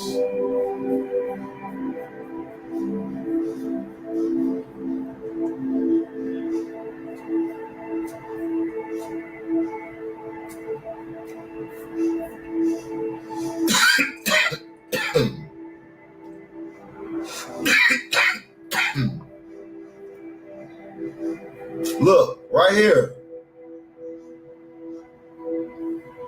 See that? Square there. This little box right here. And this symbol right here. Now look. What's that? Just same shit.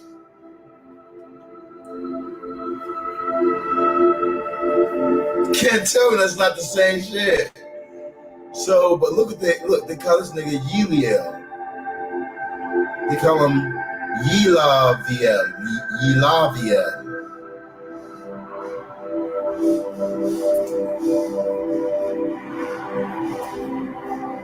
It's the only thing.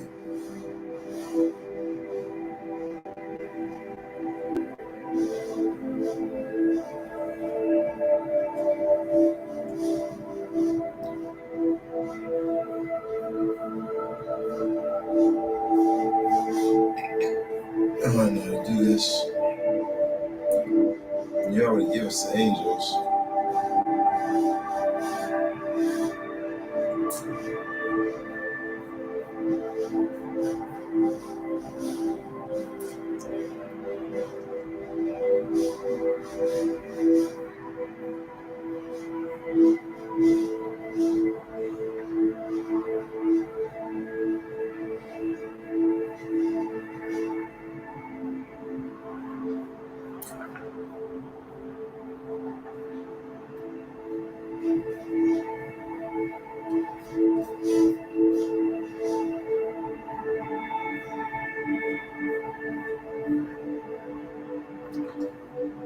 Okay, here we go.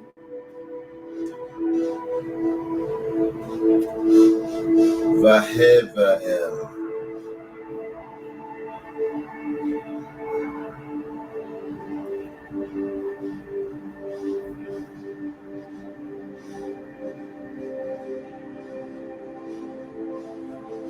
Okay, so he provides you victory by consistency. So it says Vehevael is a force which makes something happen, whatever happens. He will provide victory, but by not giving up and sticking to his guns. Vehevael, inflexible, but extremely strong and able to overcome opposition. He can be invoked in situations where a person no longer has any strength to go on and has no other choice but to do so. He is also good at helping people overcome bad habits with dodged determination. Traditionally, he was called when a person was tested by afflictions or had a vexed spirit. He can provide a determination to follow a rebellious path, and if not too careful, can be seen behind the eyes of the religious fanatic. But Vehevael was said to rule over great people and those who rise themselves from humble beginnings and distinguish themselves through their talents and virtues. However, when unbalanced, he can be pig-headed, stupid, and egotistical man. He can. I think a woman wrote this book. He can be a fanatic who talks himself into all sorts of extreme positions. He can be a creature of hate and hypocrisy. Yeah, so this one really shows these both aspects of the angel, bro. Because all these other books only show the positive aspects of the angel. The positive aspects of the angel. But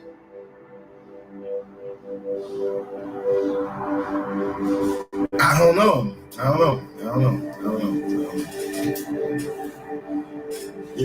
I mean, I feel like there are positive aspects in working with the daemons, and there are negative things that come along with them as well. So to think that you're just only going to work with the angelics, there's only going to be positive things, I don't know yet.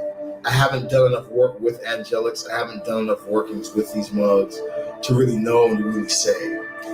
I'm about to, because this is what I'm about to be on. You know what I'm saying? It's all I'm about to be on. So shit, we're about to find out. But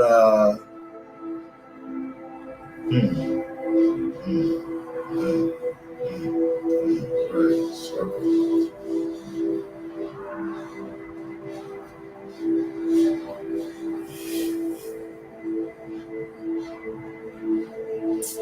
it's not what I need. I don't even know what I need. I'm just going to say it's not what I need.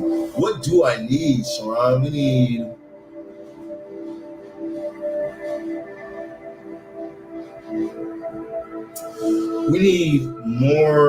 We need better clients. Not better, we have good clients. We need clients that's ready to pay higher amounts. We need we need somebody buying that $300,000 client. That's what we need. We need some of our bigger spells to sell. So we need to find one of these angels that are good for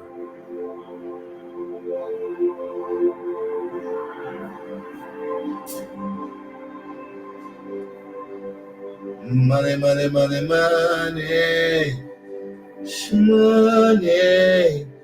Let's see. It's connected to Atzilith. Who's Atzilith?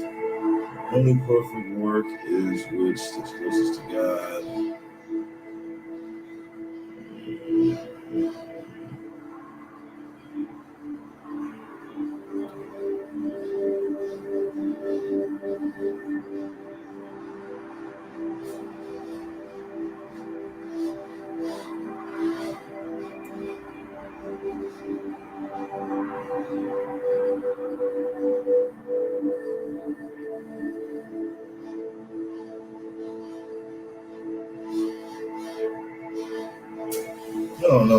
I don't know about this shit, man. This motherfucker sounds like these finding just spirits and that's fucking shit. I don't know. Some of these things these motherfuckers can go. The more I read about some of these spirits, the more I'm like, it sounds way different.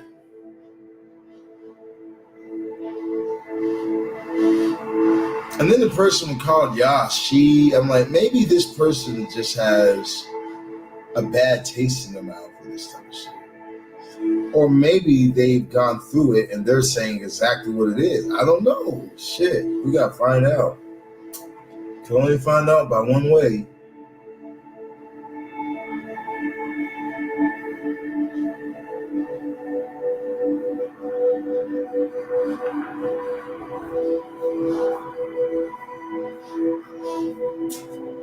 Okay, Taurus.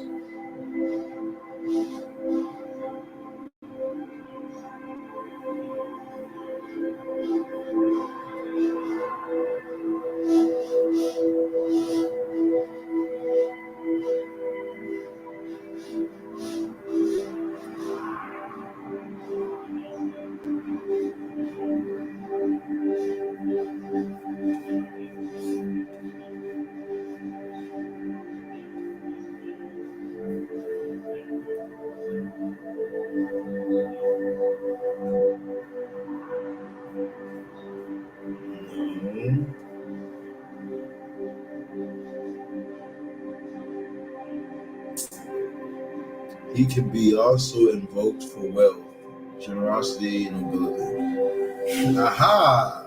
Here we go. This sigil here. So, why are y'all sigils like this and other sigils like that? Because in the other book, there's something fishy about this book, man.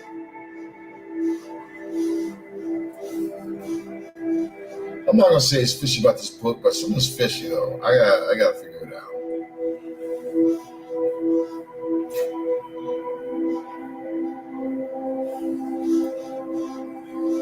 What's your name?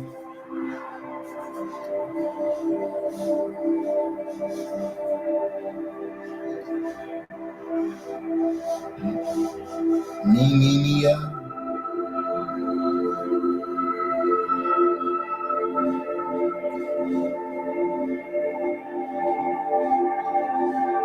Niminia.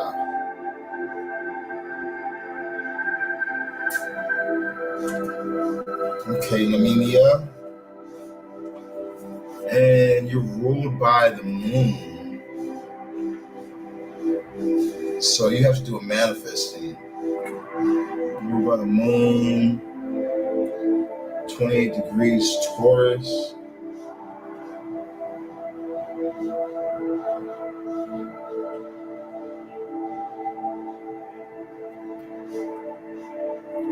I don't have 28 degrees Taurus.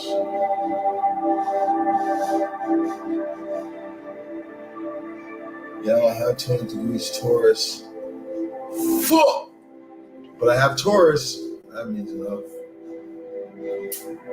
So who's in my world?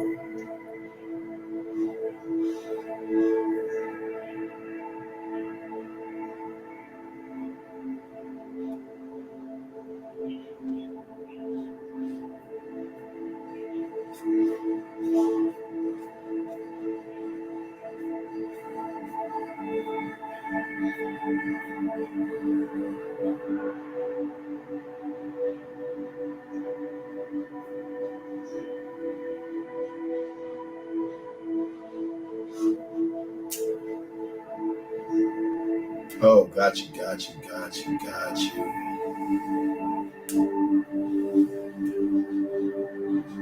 So it's really 2 degrees, 86. How did they say do it? 86 minutes and 2 degrees and 86 minutes?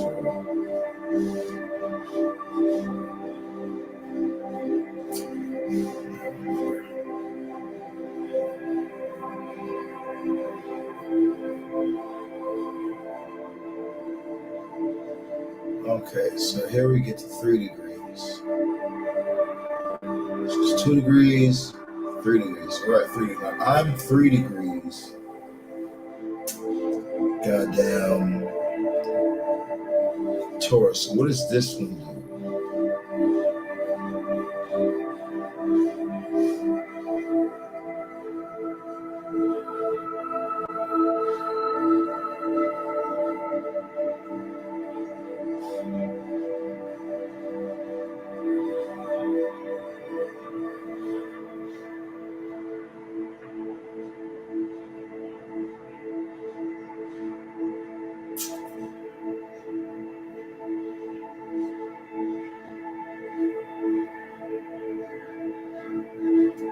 Don't worry nothing about no damn money. And then we go to Gemini. Fuck.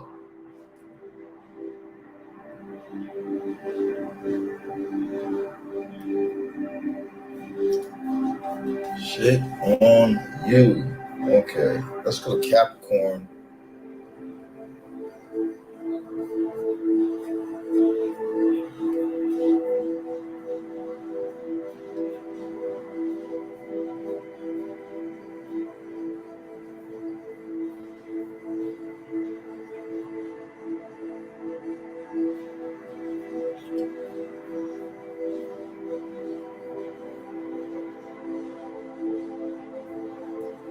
Aquarius, y'all Capricorn.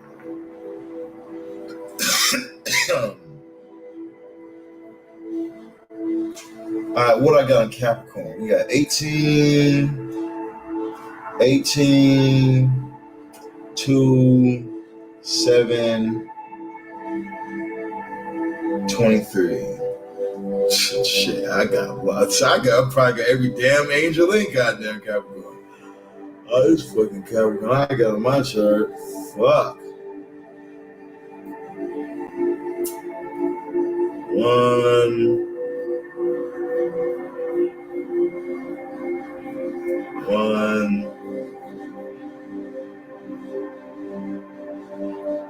1. Get the fuck out of here, bro.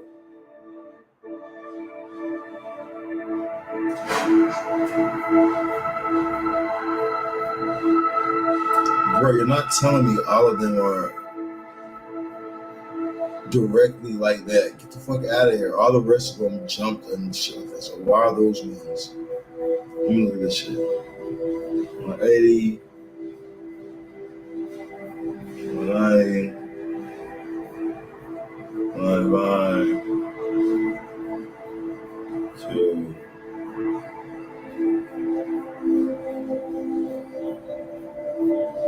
So it depends on where they're at. Gotcha. Okay, I must be reading this shit wrong then. That must be my problem. I must be reading this shit wrong then.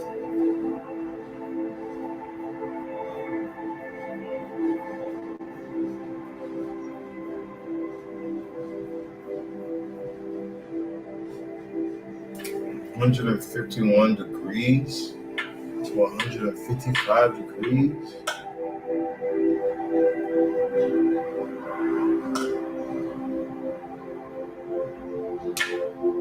How the fuck do I fucking...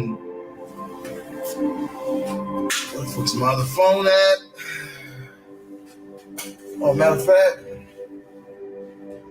Hello. Wrong one. Hello. Let's go over here. All right, chat. ChatGPT, here's what I need you to help with. Can you pick a voice?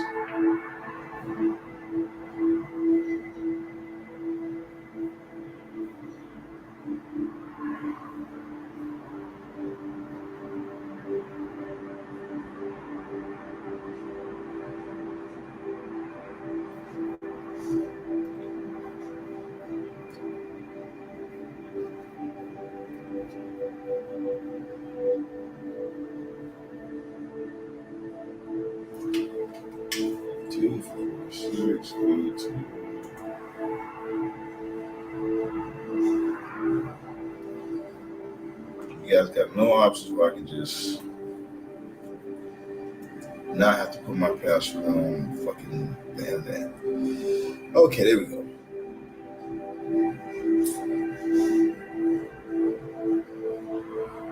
Oh, I'm pushing the wrong goddamn button. That's right.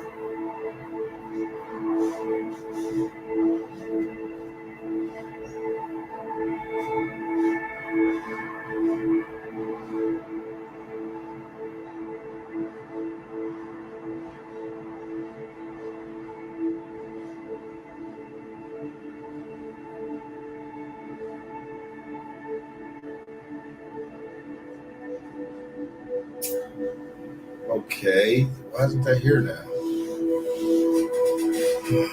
Fuck you.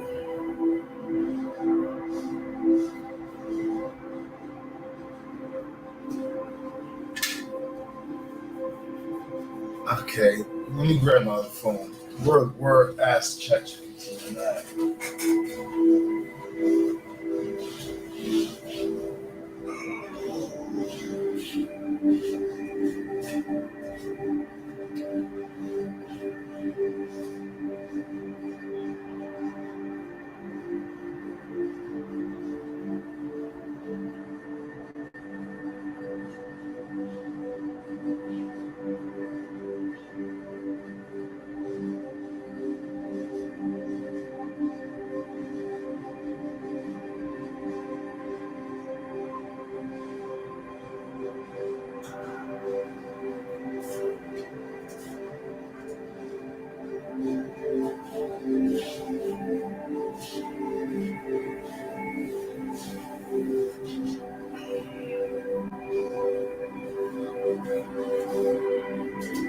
chores that I don't do. Is that even charge? Okay. TikTok. Y'all niggas gotta go to my YouTube. Straight up. Y'all gotta go to the YouTube. So that way I can use this phone. Cause I need to use this phone real quick, bro. So y'all gotta go to the YouTube. YouTube, Surround Shauna. Okay, where was I? Let's go over here too.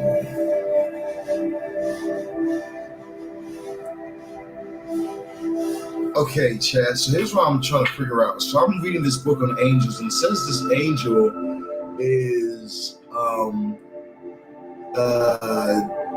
deacon ruled, and it says his degrees of Capricorn is 151 to 155 degrees of Capricorn, and it says the deacon ruled by Jupiter. Okay, then I'm trying to align it with my chart, and I'm like, I got 18 degrees. Then it says 1 behind the degree symbol. Then I have 18 degrees, and then it says 57, and then it says R, which I'm guessing is for retrograde. But what? I don't understand. Help me understand this shit.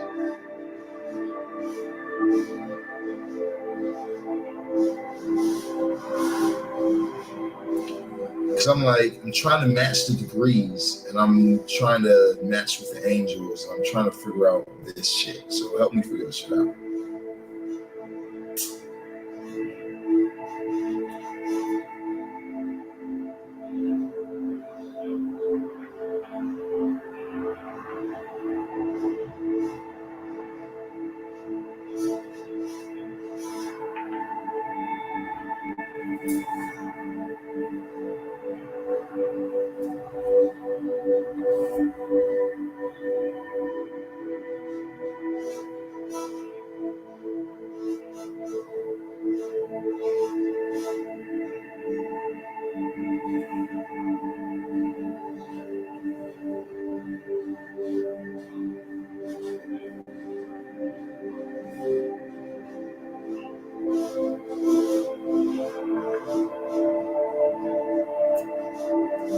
Okay.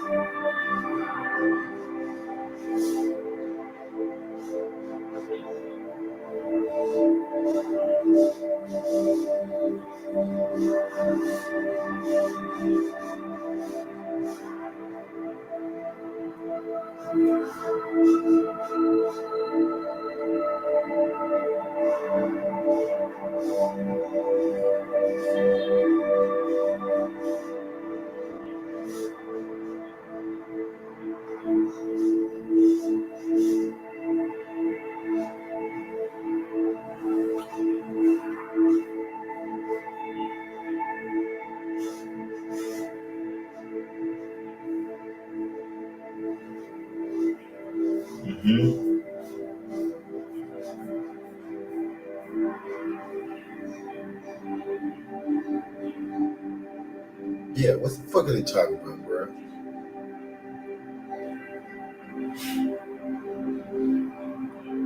Got you, Shaman. Let's break this all the way down and clear up your confusion. No fluff, straight clarity.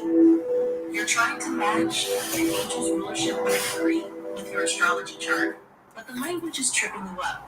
Let me explain what you're looking at, step by step. Part 1.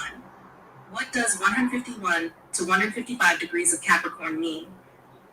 This does not mean the angel rules 151 degrees within Capricorn. Capricorn only has 30 degrees. What they actually mean is, they're referring to the full 360-degree zodiac wheel, where Aries equals 0 to 30 Taurus, 30 to 60 degrees. Gemini equals 60 degrees to 90 degrees. Cancer equals 90 to 1 to 120 degrees. Leo equals 120 to 150 degrees. Virgo equals 150 to 80 degrees. Libra equals 180 to 200 degrees. Scorpio equals 200 to 240 degrees. Sagittarius 240 to 700 degrees. Capricorn equals 270 to 300 degrees. Aquarius equals 330 degrees. Pisces equals 330 to 360s. So 151, 155 total degrees on the zodiac wheel equals 1 degree to 5 degrees Virgo. 150 degrees ends Leo. 151 degrees starts Virgo. So when the book says 151 to 155 degrees of Capricorn, they likely mean either they mislabeled it or they meant Capricorn decan ruled by Jupiter and are mixing metaphors. But if you want to be exact, you're always safest converting full zodiac degrees. Part 2. Your natal degree. What does 18 degree 57R mean? Let's decode your degree. 18 G is 18 full degrees into a sign. 57 and 57 arc minutes, there are 60 arc minutes in 1 degree. So you're almost at 19 degrees. R, retrograde. The planet was moving backward when you were born. Example, if your natal Jupiter says Capricorn 1857R, that means you have Jupiter at 18 degrees 57 minutes of Capricorn. That's in the second decan of Capricorn. Each sign has 3 decans of 10 degrees. 0 degree to 10 degrees, Saturn ruled decan. 10 degree to 20 degrees, Venus ruled decan. 20 degree to 30 degrees, Mercury ruled decan. So your Jupiter is in the middle decan, Venus ruled of Capricorn. Chat part 3? How to match this to angels. Some angelic systems, like the Shem HaMephorash 72 angels, assign 5-degree blocks across the zodiac, often based on the 360 degrees model. You'll want to 1. Take your planet's degree and convert it to zodiacal degree in the 360 degree system. Capricorn starts at 27 degrees, so 27 degrees, start of Capricorn, plus 18 degree 57 equals 288 degree 57. 2. See what angel rules that 5-degree block. If an angel rules degrees 200 to 209 degrees, that's your match. That would fall within Capricorn 16 degrees to 20 degrees. 3. Use the angel assigned to that specific range. Wait, what? Look it up in your angel book, or I can help you find it if you give me the book name. TLDR breakdown for you. Terminally solve what it means. Use the angel assigned 51 to 155 degrees Capricorn. So I'm born April 23rd, 1992 at 5:55 p.m. The name of this book, in New Kensington, Pennsylvania. The name of this book is called The Shem Grimoire, A System of Angel Magic from Nick Farrell, 2000.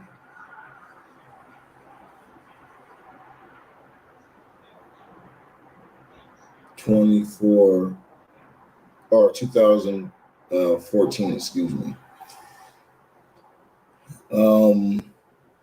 That's what it says for the name of it, I guess.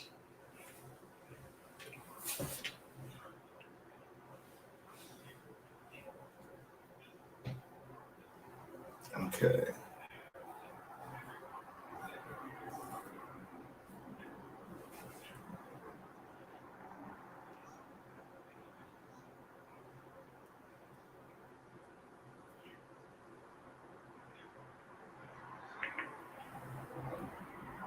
Yeah, analyzing. Let's see what we got.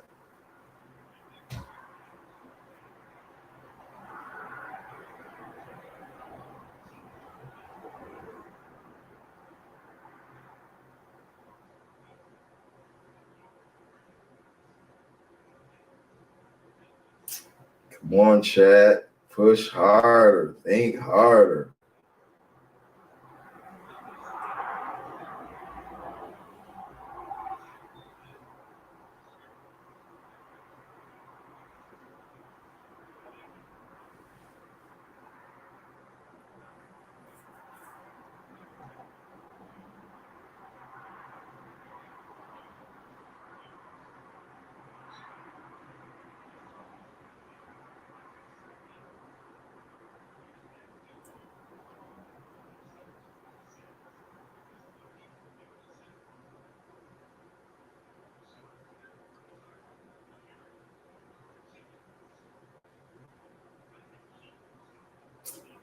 Yeah, tell me that. Ha ha. Ooh, you gotta know how to use this AI shit, man. Ooh, okay, I'm gonna let it play for you guys in a second. But let me just get this shit to actually start getting all the information. Whoa, okay.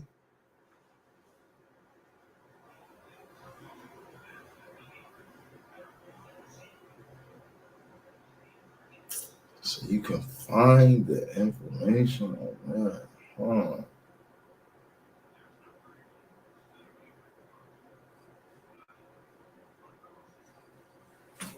Huh? What is this?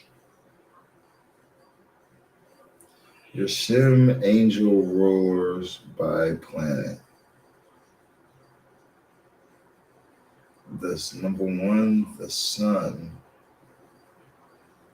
Number two, the moon.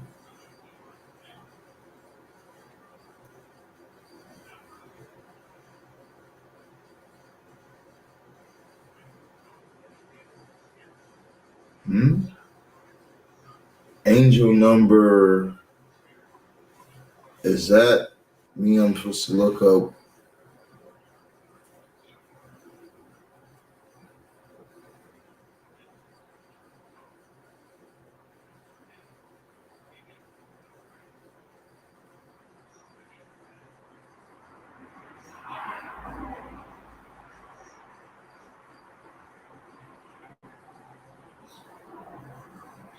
Does that mean I'm supposed to look up?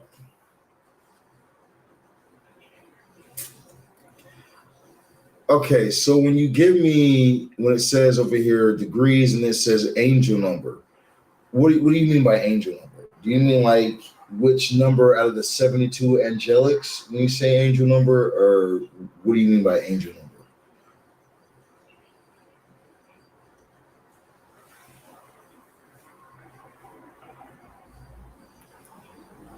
Out of the 72, what? Okay, so I need to look up you guy. Ooh, okay. Let's see. Okay, let me get out of this book right here because this book right here has been giving me.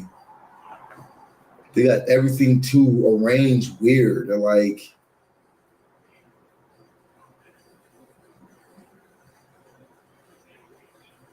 they end with fucking Taurus and some weird shit. You start off with Leo. Like, why the fuck would y'all do that shit?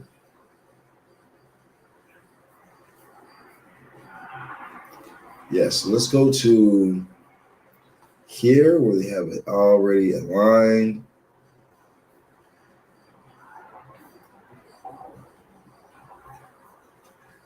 Oh. Let me just.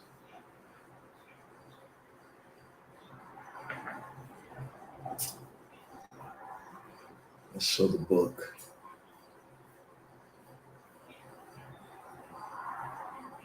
So listen to me as you go to sleep, so concentrating. All right, bet. You're a millionaire. You're a millionaire. You're a millionaire.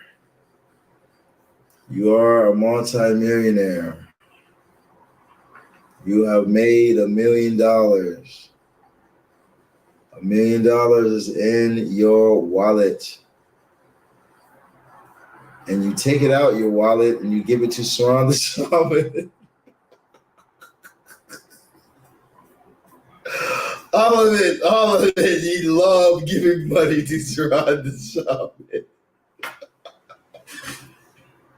She's just over here right now. Oh, no. When she wake up, I just feel like giving money to Saran for some reason. Let me stop. Okay. Let's get back to it. So, angel number 7, increase your willpower to change. Huh.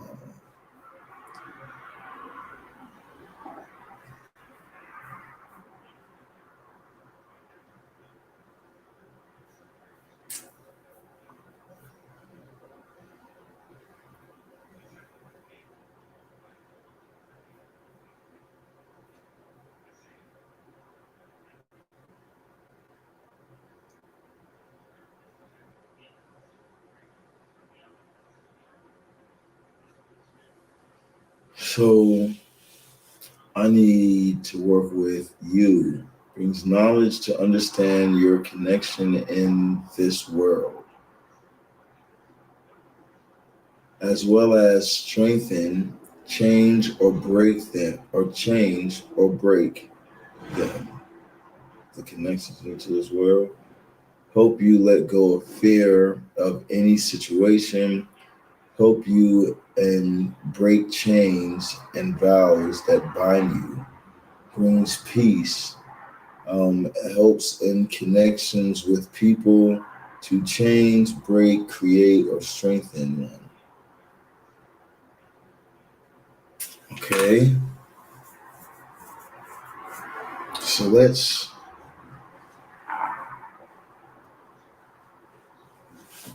download you first.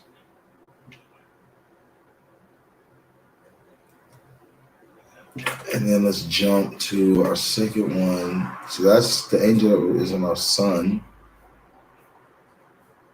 So let's go to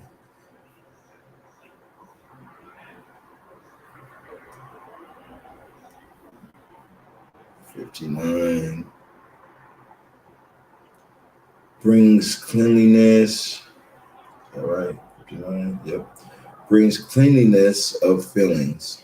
Makes change in your life to bring more light and peace. Improves mood. Helps you to have real hope. Brings relief regardless of circumstance. Encourages female fertility. Oh, that's got enough damn children. Helps control money and business. Heals emotional pain, makes you influence people in business, makes you to influence the media. Cool. So I can influence people in business and influence people in media. Okay. Nice.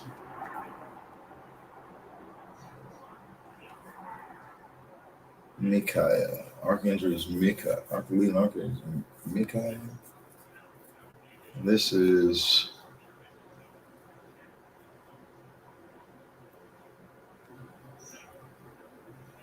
So I need to write these motherfuckers down too.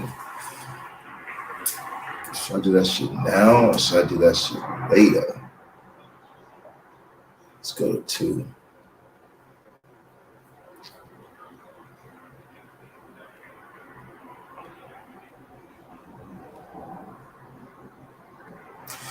Wait a minute. So what do you have my birth chart as? I'm just curious.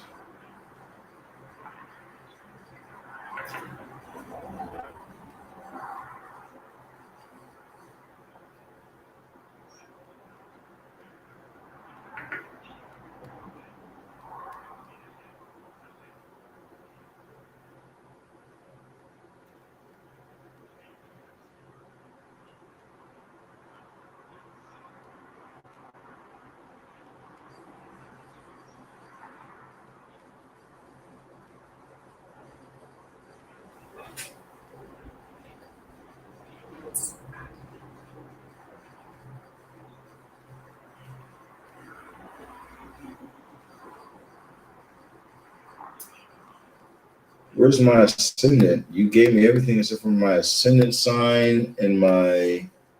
You didn't give me my MC either.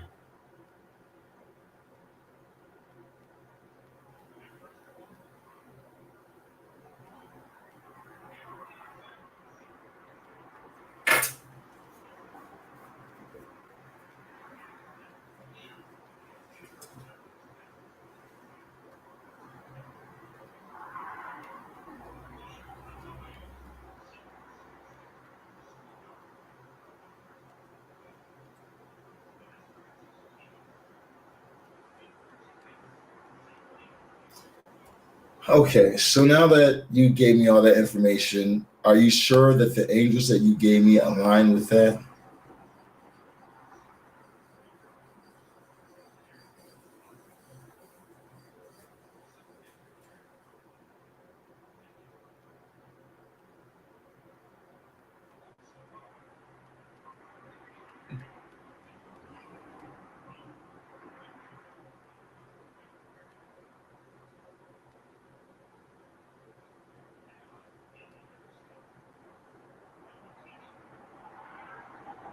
Hahael is one of mine.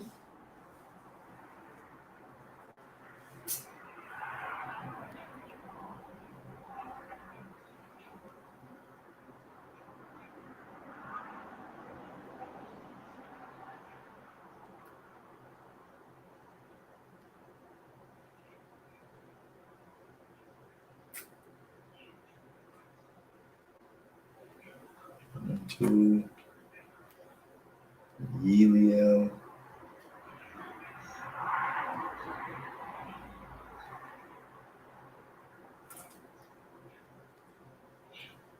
Okay, that's interesting. I've worked with Hahael before. He's in my chart. Wow. What? That's trick. That's trick the fuck out. Shawty, what's up? Okay, so the theme: patience, uncovering hidden truths. These are my sun. Divine order, structure, tech, and wealth. This is my moon. Peace and conflict and leadership. This is my Mercury. Purification, beauty, and intelligence. This is my Venus. Warrior, spirit, divine protection. This is my Mars. Justice, mercy, courtroom, favor. This is my Jupiter. So I could be a lawyer.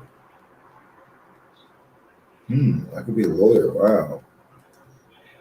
Spiritual law. Spiritual law, secret marriage. Saturn. Wasn't my Saturn in retrograde?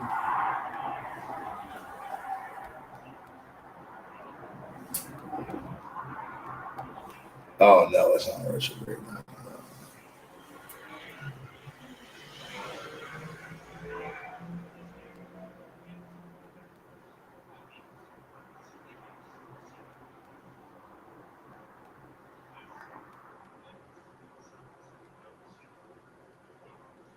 Healing, herb magic, sacred service,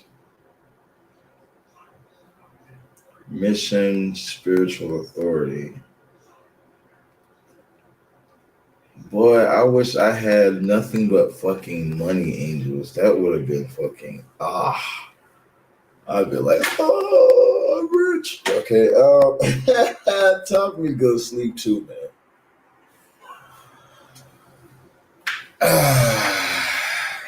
Now that I got this information, though, I need to use this shit.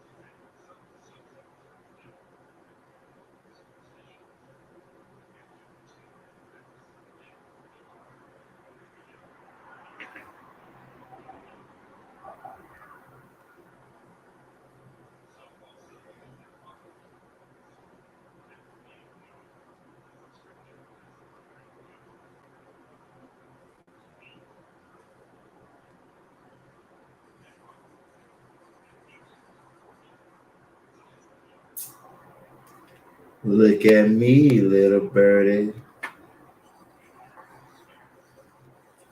Baby, I can fly and touch the sky. Look at me, little birdie. I ain't even gotta even try. Look at me, little birdie. Baby, I can fly and touch the sky. Look at me, little birdie. Baby, I ain't even gotta try.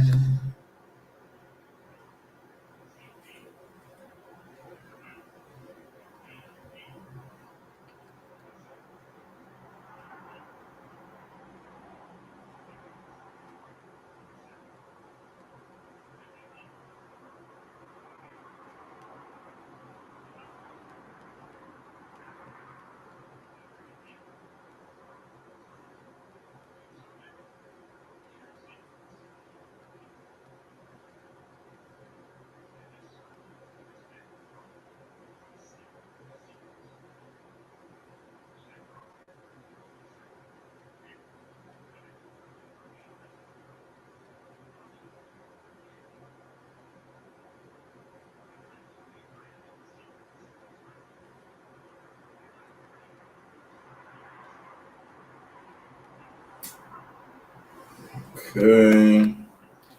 Save that information. Check. We out.